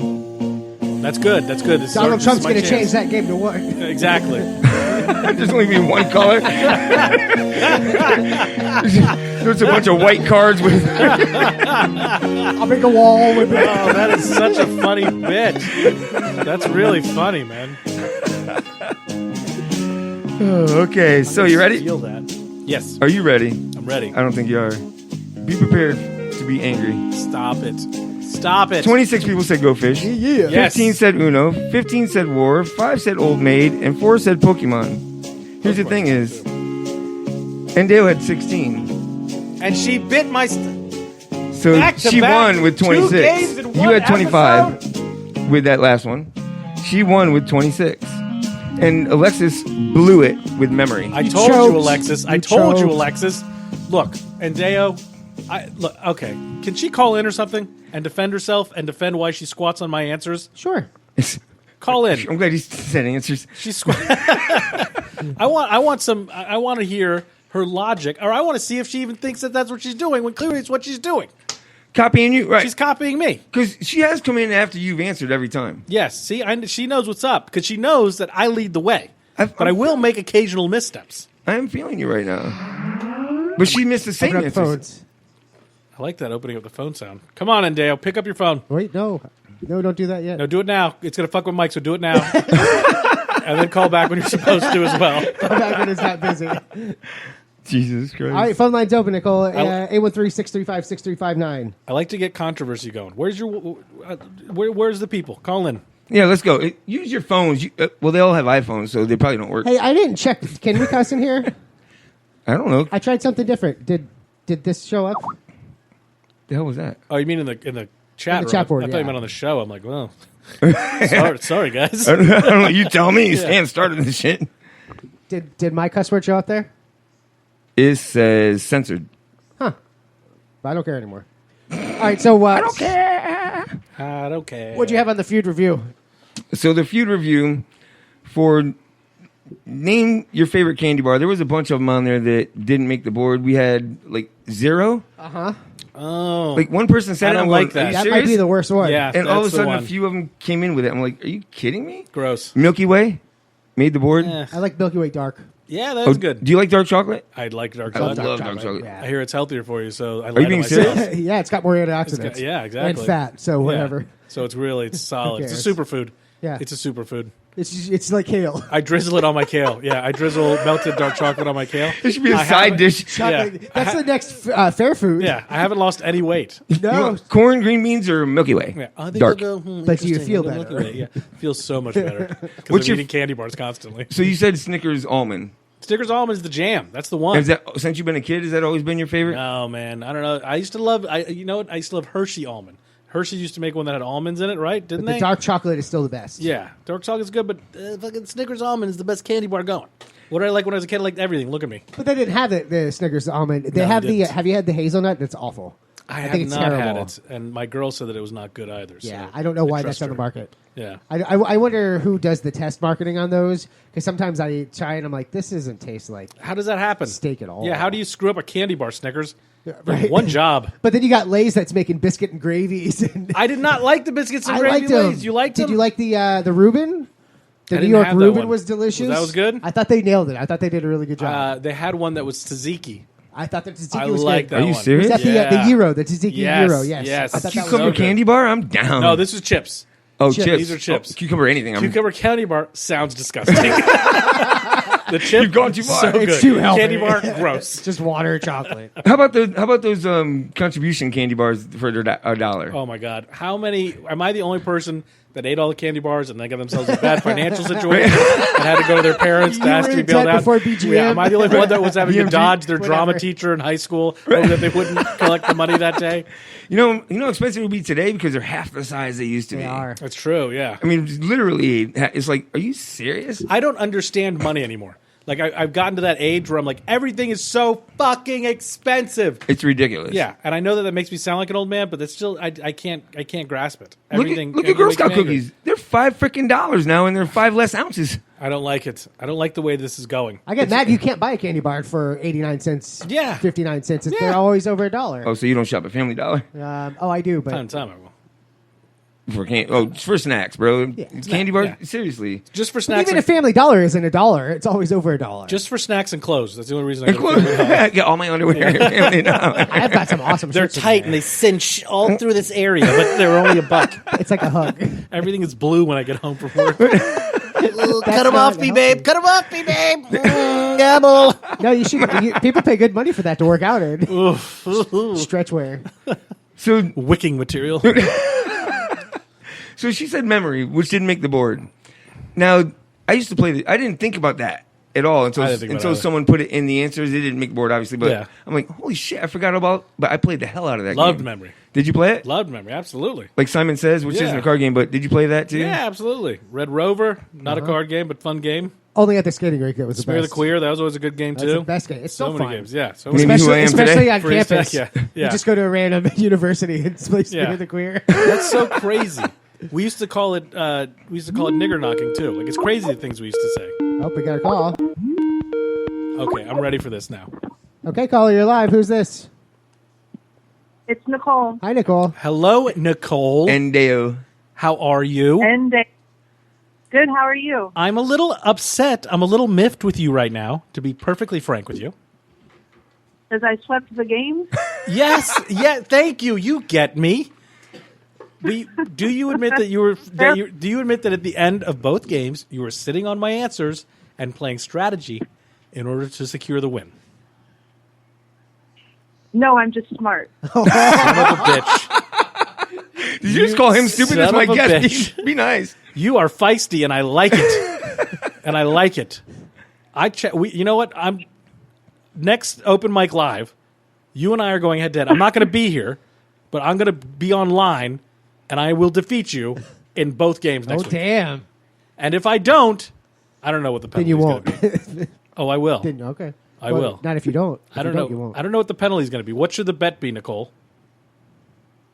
Oh, you can pick anything. Challenge accepted. I can pick anything. Give me. I'm going to think about it overnight, and I'm going to get with Mike and Stan, and they're going to reach out to you, and we're going to have a bet. And next week, I will beat you in both games. Oh, I look forward to it. Yes, Nicole, you're going down because this time I'm not going to let you see my answers. This time I'm going to answer after you. I've cracked the code. I cracked the Nicole code. He's got you figured out. I've cracked the code. I got Google when I'm not in the studio. Exactly. I'm much smarter when I can have the computer in front of me. Right, exactly. You do that, and I'm sure you'll still not win. Do you play team trivia somewhere? She's not that smart. No? At home. All right. Well, good. I don't have smart people around me to go play with. Oh, insulting to everybody now, That's right. Nicole. This is nice. Fuck your listeners. Boy, I wish I wasn't already taken. You're my type of lady. Smart, surly, pissing everybody off. Right up my alley. Right up my alley. Hello? What happened? I said it was enjoyable beating him. Well, I hope you savor it because this will be the last of it. This will be the last of it. I will do that. All right. Thanks for calling. Thanks for calling in, Nicole. Next week. Next week, head to head. Steve Miller and Indale. Gabble knows I'll win. So, we're going to take a quick break. When we come back, we will do FLoridiots. Oh, I like that. I like the sound of that. And then we will get back to Steve Miller. Find out where he's going to be, what's he been doing, and what he likes in an end. All right, more of us when we come back. You're listening to Open Mic Live.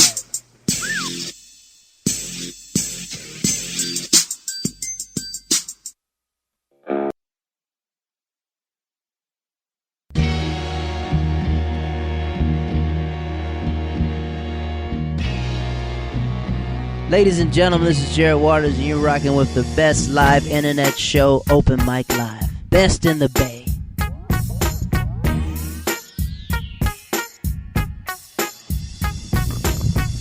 Welcome back to Open Mic Live. Steve Miller in studio with us. Getting down. Wanted to tell you about our event coming up April 15th. We got people coming. We got bands and stuff. Beer and Brownies. Check us out. It's the Open Mic Live Come Together outing at Beer and Brownies, April 15th. Does it start at 7 or 8? 7? Starts at 8. Elijah Hernandez goes on at 8. Cam Bertrand comes on after that for a 30-minute set. And then Does Cam have 30 minutes? On that show, he does. I'm just kidding. He better. I love Cam. Or does he have? I love Cam. I'm Yeah, just I kidding. We're paying him for 30. Yeah. Does JB have 30 minutes? Then Cam does.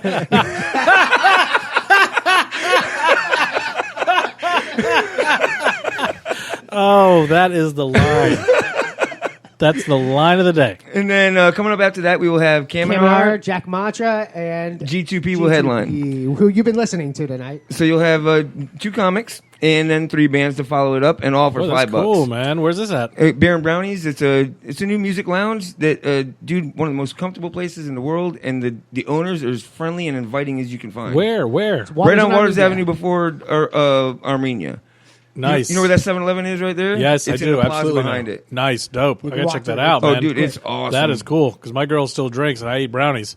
Perfect. That's a place we could go to. She I mean, makes that's them it. homemade. Nice. She makes them homemade. I dig it. I gotta check that out. It's funny because we passed by there several times, you know what I mean? And we're going, me and my wife are going, that's a weird goddamn combination. Sure. So after we went in and met him, we're like, how did that happen? He goes, well, the only way she'd let me open a bar is if I served her brownies. I love it. See, that's romance. That's a marriage that's gonna make it. Compromise. It's like I'll go into your dream with your girl, but or husband. Right. You gotta let me Homie. put some brownies in this. Right. Yeah, And we I like got it. in there at 9ish, and they had their son in there, a younger kid, doing his homework. When he was doing his homework, he was playing games with everybody. So we're just hanging out at the bar. It's a Love it. lounge. Yeah, it's That's you know, cool. cool little chill place. So I liked it. I'm happy. This will be a fun event. Yeah, it and was we will awesome. be airing it live as long as 1 or 2 things works together, and I think we'll be fine. So Nice. you'll be able to watch it right here on Open Mic Show if you can't pay the $5 to go out there. Come on, pay the $5, people. Come I on. actually had a buddy that wanted to open up cupcakes and cocktails across the street from Oh, there. that's great. That's Like, great. that would be awesome. Yeah. You know, if you got together, they could just stumble across the street back and forth, Back right? and forth. Absolutely. Would they do a food truck? Can you do food truck? You can't do food truck with alcohol, can you? Nah. That sucks. I mean, I'm sure you can if the area is wet zoned that you pull into, but that's So you can't do it in front of a school. Yeah, no. I'm sure you can't do it in front of a school. You get a THC vape and a Yeah, freaking where's the brownie. marijuana? Oh yeah, well those I saw some of the regulations for the marijuana dispensaries. You can't be within 900 feet of It's anything too much, ever. man. They want it to fail. Yeah, it's too much. Like if it's medical marijuana, if it's medicine, nobody says you can't put a CVS next to a school. And look, I get it. We shouldn't just have them everywhere. But they also have to be allowed to flourish. Come on, man. If they're going to bring in tax money, all these people want is our money, and here's a chance for them to get money. It doesn't make any sense. Colorado is killing it Exactly. with no negative effects. Nope, everybody's dying Yeah. from the overdose of the marijuana. Yeah. Everybody's Vinny Ward just says, dying. what's Sure. up, Steve? Hey, Vinny. Hey, Yeah. speaking of April 15th, if you don't go to that, Vinny Ward and I are doing a show in Ybor City.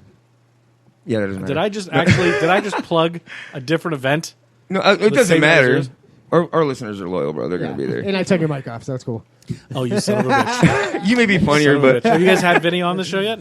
no, we're working on it. Have Vinny on. Vinny's great, dude. Very funny guy and fucking hard worker. And like he just made the finals for Florida's Funniest. And he puts on, he has some great local showcases. Brooksville's probably too far for you guys. But they do a show at the Oasis Lounge in Odessa. I think it's once a month. I'm sure he can tell you when he comes in. But he puts really good comics in there, man. You should go check it out. Solid. It's like you asked that, and it's so It's our off weird nights. It's like not competing with side splitters or whatever. It's like a right. Wednesday night. Just us, no big deal. Yeah. No. But it's so weird because we have so many people on my potential list, but we only do this once a week. Yeah, it's tough. So it kind of makes it tough. That's why I think doing Move this Vinny to event- the top of the list. because you said that he is now at the top of the Move list. Vinny to the top of the list. Get him in. He's good. Yeah. All you other idiots that I've already contacted, screw up. And he's good. And he's good on radio, too. We did a podcast together in Miami. He's good. Oh, really? Yeah. So speaking of that, like now you've hosted Mike Calta, right? Like guest hosted on that show, Yeah. Mhm. but yet you're on this show as a guest. You've been a guest on radio before, right? Sure, yeah. So when you go in as a guest on radio, you just go in and you got to sit down and just answer their shit. Now, when you're being a host, do you do any preparation for that? Yes. Yeah, man. For sure. You have to.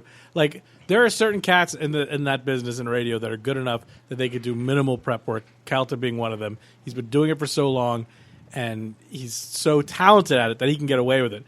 I've done very little hosting in that way. I used to do like an after show on the BRN and stuff like that. But I've done very little traditional hosting. But the few times I would, I would prepare. But you're hosting the number one show in the market. No.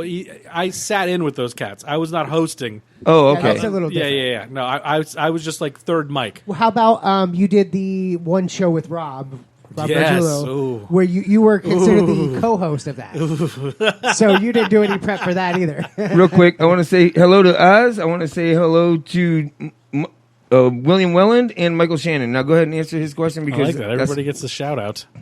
It's the end of the show. No, like to me, I've in everything that I endeavor, especially in the beginning, early stages, I like to be overly prepared. I like to know exactly what's going to. I like to have enough options no matter what the moment is.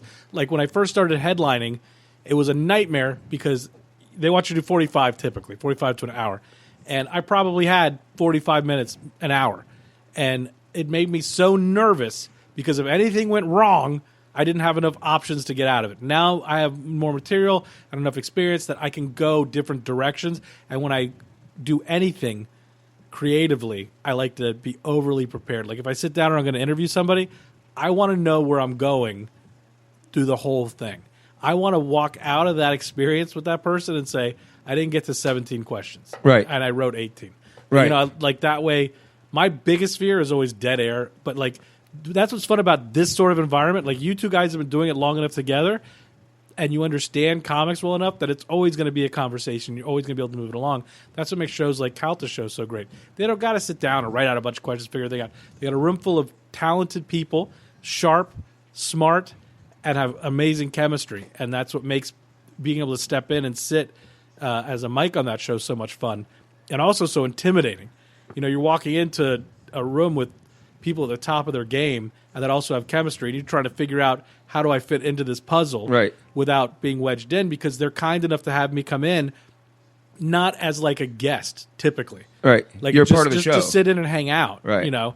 So it's like trying to get in, like it's like sitting with a group of best friends and like, oh, now I'm going to throw a story in too. Right. You know, and it just, you know, it's a careful situation, but I try to have a few things in my mind that like I can discuss when I go in there. Yeah. And that's the thing is like this show, we try to we get 2 hours once a week. You know what I mean? Mm-hmm. So that was the whole format that I was going for, was just to have you guys come in, sit in, and it's a hang, man. You're just It's hanging just a out hang. because more will come out of you that way. I think so. If I'm trying to force things out of you, you know, you're not going to bite on all of them.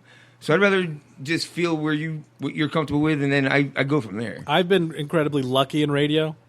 All my radio experiences have been like more like this, but I've been on the road and I've watched headliners and I've watched comics have to walk into these small market radio stations where they do a pre-interview. Okay, what are the jokes you want to tell us? How can we get into the jokes? And like I watch that, and it's effective for what they're trying to do. They want to ensure that the comic can be funny, but it's never comfortable and natural and real. And that's why, you know, doing radio in this way and doing podcasts in this way is so much more fun. And you can hear that. Like, I can hear that. I can hear that when they do that. That's why I don't listen to those shows, the hokey morning shows, and it's it's no need for it. Yeah. I know it's not real. So, Johnny, I hear you got a problem with Yeah, so airlines. Oh, tell me about it, man. You get on there, they give you the peanuts and the... Right, we don't care about fake voices and sound effects. You know what I Yeah. mean? Fart sounds, who cares? Yeah. I mean, F off. Just have fun and talk. Exactly. I mean, and it makes you more comfortable, right? Yeah. I mean, I'll be honest with you. Since the first couple interviews we've done, I haven't written a question yet. It's good. In the last year and a half or so, I haven't written a question. Now, there's been times because I'm learning that there's been that dead space, but you learn through that. And I'd rather take the time and develop that than write, you know, all right, I got to get to this. Because there's shit I want to get to a lot of times that I Sure. don't get to. So I'll just talk to you about it later. Well, it's like that Malcolm Gladwell rule where it's 10,000 hours, right? Like it takes you to get to 10,000 hours until you're a master something. But that's good hours. Yeah. Well, but then again, like you said, you started by writing questions out, but then you've gotten to the point now where you do that less and less because you've done this more and more. Right. You know. And you guys are easy to talk to. Oh, we the best. Well, we the best. In broadcasting school, I went to the CSB. I almost went there. One of the things that I took away from them was you want 3 hours of prep work for every hour of airtime. Sure. And which makes sense, and that's how I was like, I don't really want to be a host. Yeah. That's a lot of work. And that is, I think, and I'm sure a lot of people disagree with me, that's like the right attitude to have from zero. Like when you're starting from zero. But eventually you have to be able to just talk and be yourself. If you're going to be and just live, you have got a to wing conversation. it. You know? And that's the difference between like pod shows. We try to mimic an actual radio show where they're podcasters. Sure. They can stop, they can edit, I told the guys from the beginning when we first started 3 years ago. I said I'm not going to edit the show. We're doing this on the fly. If I fuck up the audio, then I fuck up the audio. We're going to keep going. It's way more fun this way. And there's no safety net, so Yeah. it took us a little bit, but after a while, it's like this is way easier, especially on me. So I don't have to throw a song. I can't imagine. Like some people sit back and they'll do a 2 or 3 hour long podcast and you get to listen to the whole thing back and make edits to it. Ugh. And you got like got that time. The big names that are out there, the Adam Carollas or whatever, they throw it through production. That's absurd. Yeah. And that's after the 10 hours of research and prep that you do for the 2-hour show. Right. Then you go back and listen to that same 2-hour show and go, oh, why are We people just listening to talked us? about this. Yeah. We just talked about this for 2 hours. So, like, you've done radio, you've done podcasts. I mean, is there a difference? Like, you're not too big. Even though you've been a part of the Mike Kelter, the #1 show in the area, you still come in here in a podcast like this. This is fun. It's just getting started, and that's why I love the comics in this area. JB Ball, no matter how big you guys are, you still appreciate. If you knew what we got paid, you'd know that we're not that big. We know what you're getting paid here. Yeah. I'll double that.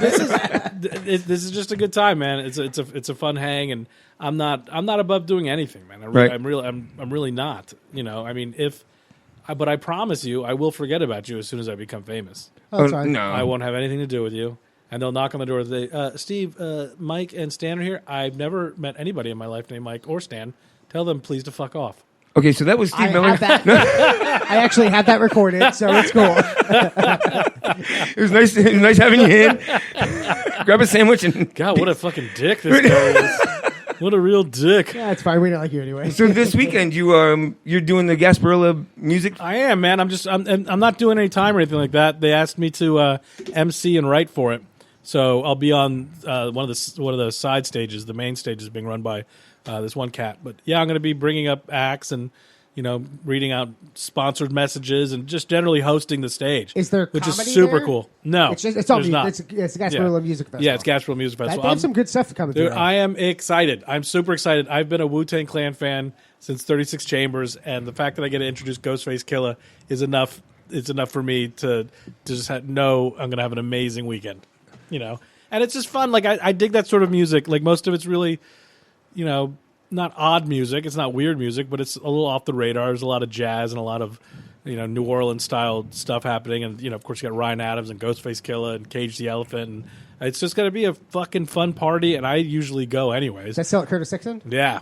And the weather's going to be beautiful, and it's just a gorgeous place to see a show, and there'll be tons of people there, and it's going to be fun, man. I wonder how different the song "I Ain't Afraid of No Ghost" would be if his last name was Killer. I ain't afraid of no ghost killer. Oh, wait, maybe I am. No, it's not quite ICP, but so how did you become a part of that? Do you credit that to your exposure from the radio, or actually no? That's probably more comedy based than radio based.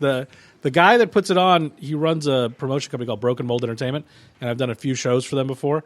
And they were looking for MCs and writers, and the person that's heading up that portion of the festival, he gave them my name, and he said, if you're looking for people, this is the cat you want to use. So they reached out to me, they emailed me and asked if I'd do it, and it's been great. Me and my girl have been writing for it, and she's not going to do any MCing, but it's like one of those moments. Like I love Tampa. I never understood. I couldn't get out of Tampa fast enough when I was younger. And I lived in Colorado for a while, I lived in New York for a while, and I keep coming back here. And I love seeing how much Tampa's grown as a town. Seminole Heights is my favorite neighborhood in Tampa. I don't get to live here anymore, but I love it down here. And seeing the restaurants and the bars pop up is great. It's great for property owners like yourself. And I never understood why downtown was never used because it's beautiful down there, with the river running through it. And Pam Iorio did the Riverwalk. It is a world-class city. I love it down there.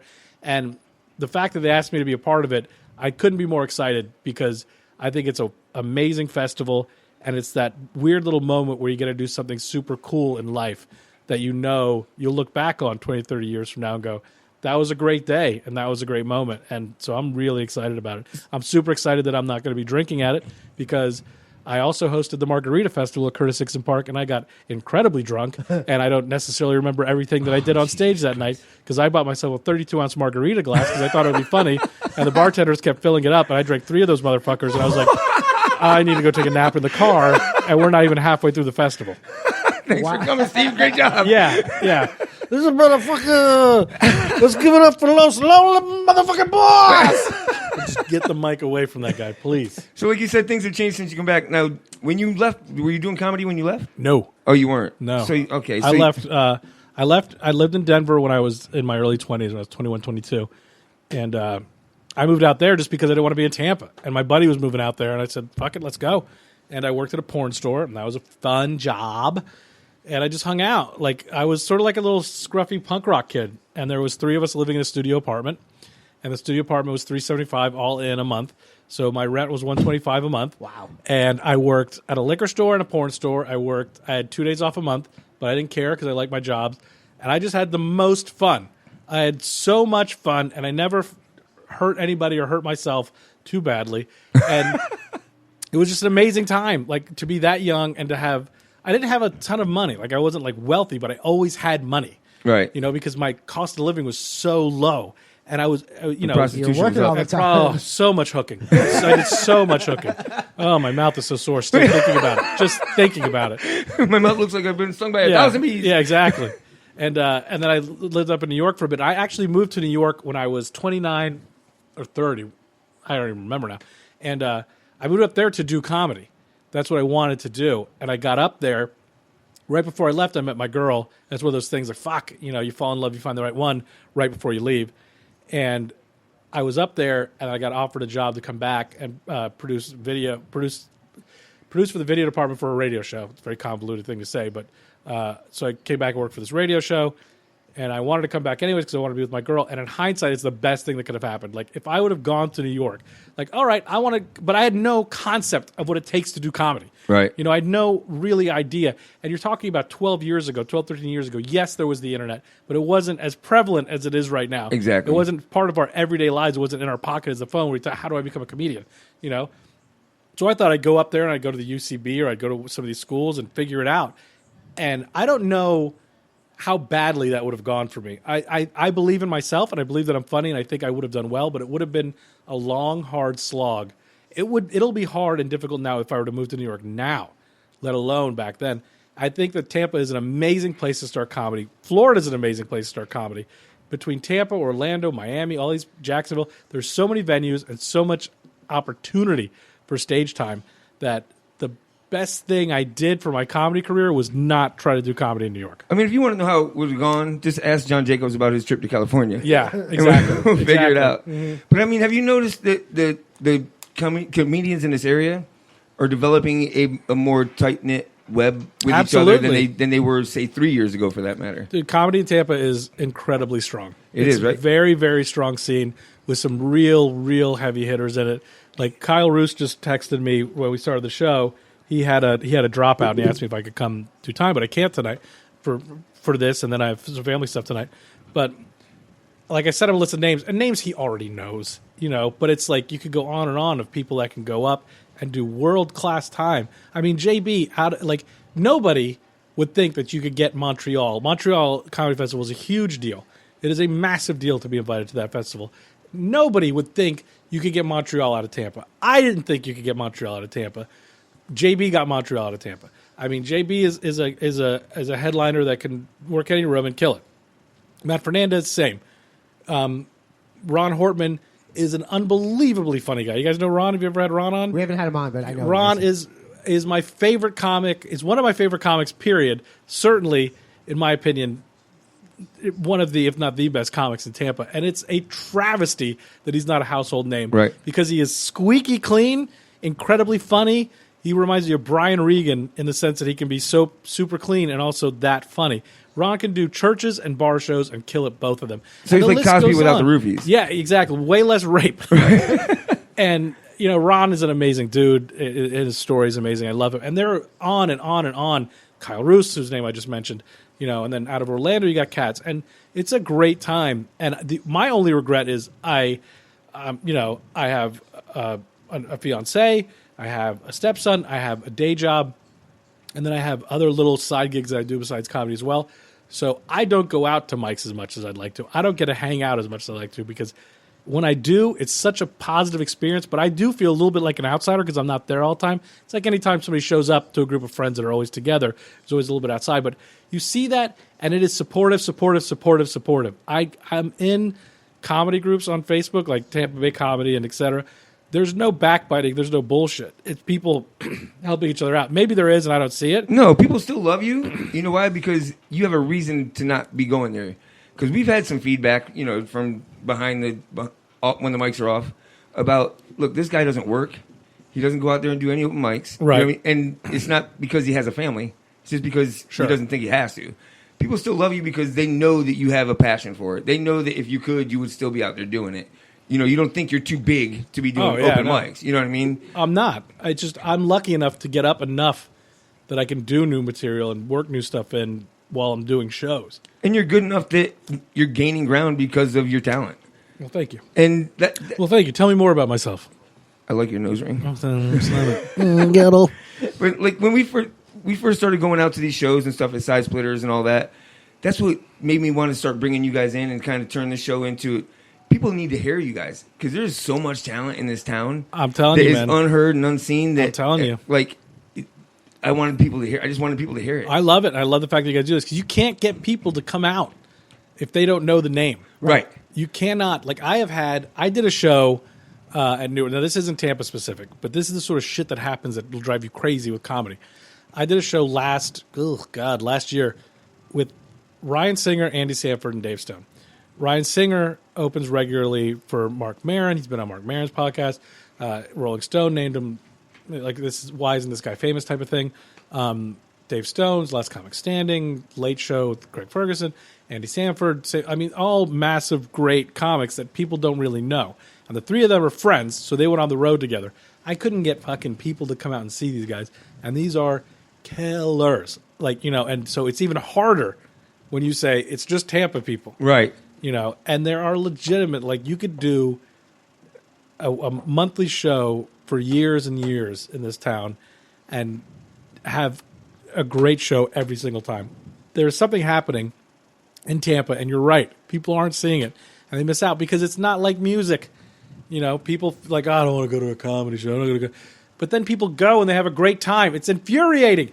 I don't know how many times after a show people go, I never thought about coming to comedy, but I love laughing and I love it. So then why haven't you thought about it? Right. Why don't you come to this? I mean, we've been lucky because we'll put outings together for different comics. You know what I mean? We used to do it once a month or so, but now we're spreading out a little bit. But either way, we'll get 15 to 20 people to show up there. That's substantial. Yeah, it is. I feel grateful for them. I feel grateful for y'all. You know what I mean? And bringing it all together. Sure. And you deserve it. You deserve every bit of it. You deserve. Seriously. Thank you, man. What? What? Are we good? Can we keep going? Yeah, go. Okay, I'm looking at the time. I got a few minutes. Segway Stan. That's my new nickname. I hate you. I swear to God. I didn't even do anything. He's so. I think he's getting paranoid now. Who, me? Yeah. You guys have been here too long. It's the crack. Yeah. It's the meth. It'll get on you. I wouldn't be sitting in the chair the whole time. But you're right. There is. I mean, the scene is incredibly strong, and they push each other to get better. Right. And they take it seriously. That's what I've noticed. Is the ones that are weaker are they get weeded out pretty quickly. Comedy is ruthless, not from the other comics. I mean, that does happen. I'm not gonna say it doesn't. But it is a brutal, miserable thing to do. And you have to be dumb and have an incredibly thick skin and a huge passion or a combination of all three of those things to want to do it because you will not be good for a while. And you're going to know you're not good unless you're delusional and you think you are good. Right. And those people always wash out soon, too, because they don't understand why they're not further along. But you'll have more shitty nights than you have good ones, especially in the beginning. And it is frustrating to try to get traction. And it's hard to get going. And it's years and years. And if you don't feel like you're doing anything with it, I met a cat I ran into. He was a comic. And I saw him do a set one time. And we started talking. And he goes, oh, no, I quit. I was like, why? He's like, I never got funny. I was like, how long were you doing it for? I thought he was going to say 6 months. He's like, 3 years. I was like, oof. You might be That's right. Tough. That's tough. And I saw him do that. I thought he was good. I thought he had potential. I mean, he's obviously green, but you have to be okay with constant rejection, constant unending rejection. I mean, I like the way you say that's every fucking week as a Right. comic at my level is sending emails and making phone calls and hearing zero back. Right. I emailed. There's a chain that I emailed and have emailed for years, 3 years, and they have worked me before that 3 years as a middle for 2 years straight, constant, working. The cat that would bring me on the road, he split and went to L.A. I met with them. They said, keep sending us your avails. We're going to use you. We get nothing but good reports back. And then it was 3 years until they responded to a set of avails and gave me a run. And the run went very well, and now I don't hear from them again. And it's understandable because hundreds and hundreds and hundreds of people email them every fucking day. So it's like being the guy on the couch in a house with two sexy guys. Yeah. Right? Nobody wants to take fuck off me. to the other room. Nobody and there wants you to are fuck all me. by yourself. I'm jerking myself off here. Another fucking open mic. Fuck y'all anyway. I don't need you people. Steve, thanks again for coming in, man. My We really pleasure. appreciate you. And seriously, man, that was a hilarious show. I'm glad I had a good set for you guys, and thank you guys for having me in. And next week, I will be in the chat room. I will be destroying Nicole. It's over for her. And listen, anytime you have something coming up, please share it with us. I will. We'll spread it out, bro. Beautiful. All right? Spread for me, Stan. Love you. Love you. Gobble. All right, that's it for us this week. Next week, join us with what year, month? Where are we? Please get better at this. I'm lost. Oh, the Trigger City Trio. Okay, Trigger City Trio will be in next week. We're rounding out the month with bands, Cool Curses and That's cool. Cold Cock Knockout coming in to round off Dude, March. Cruel Curses.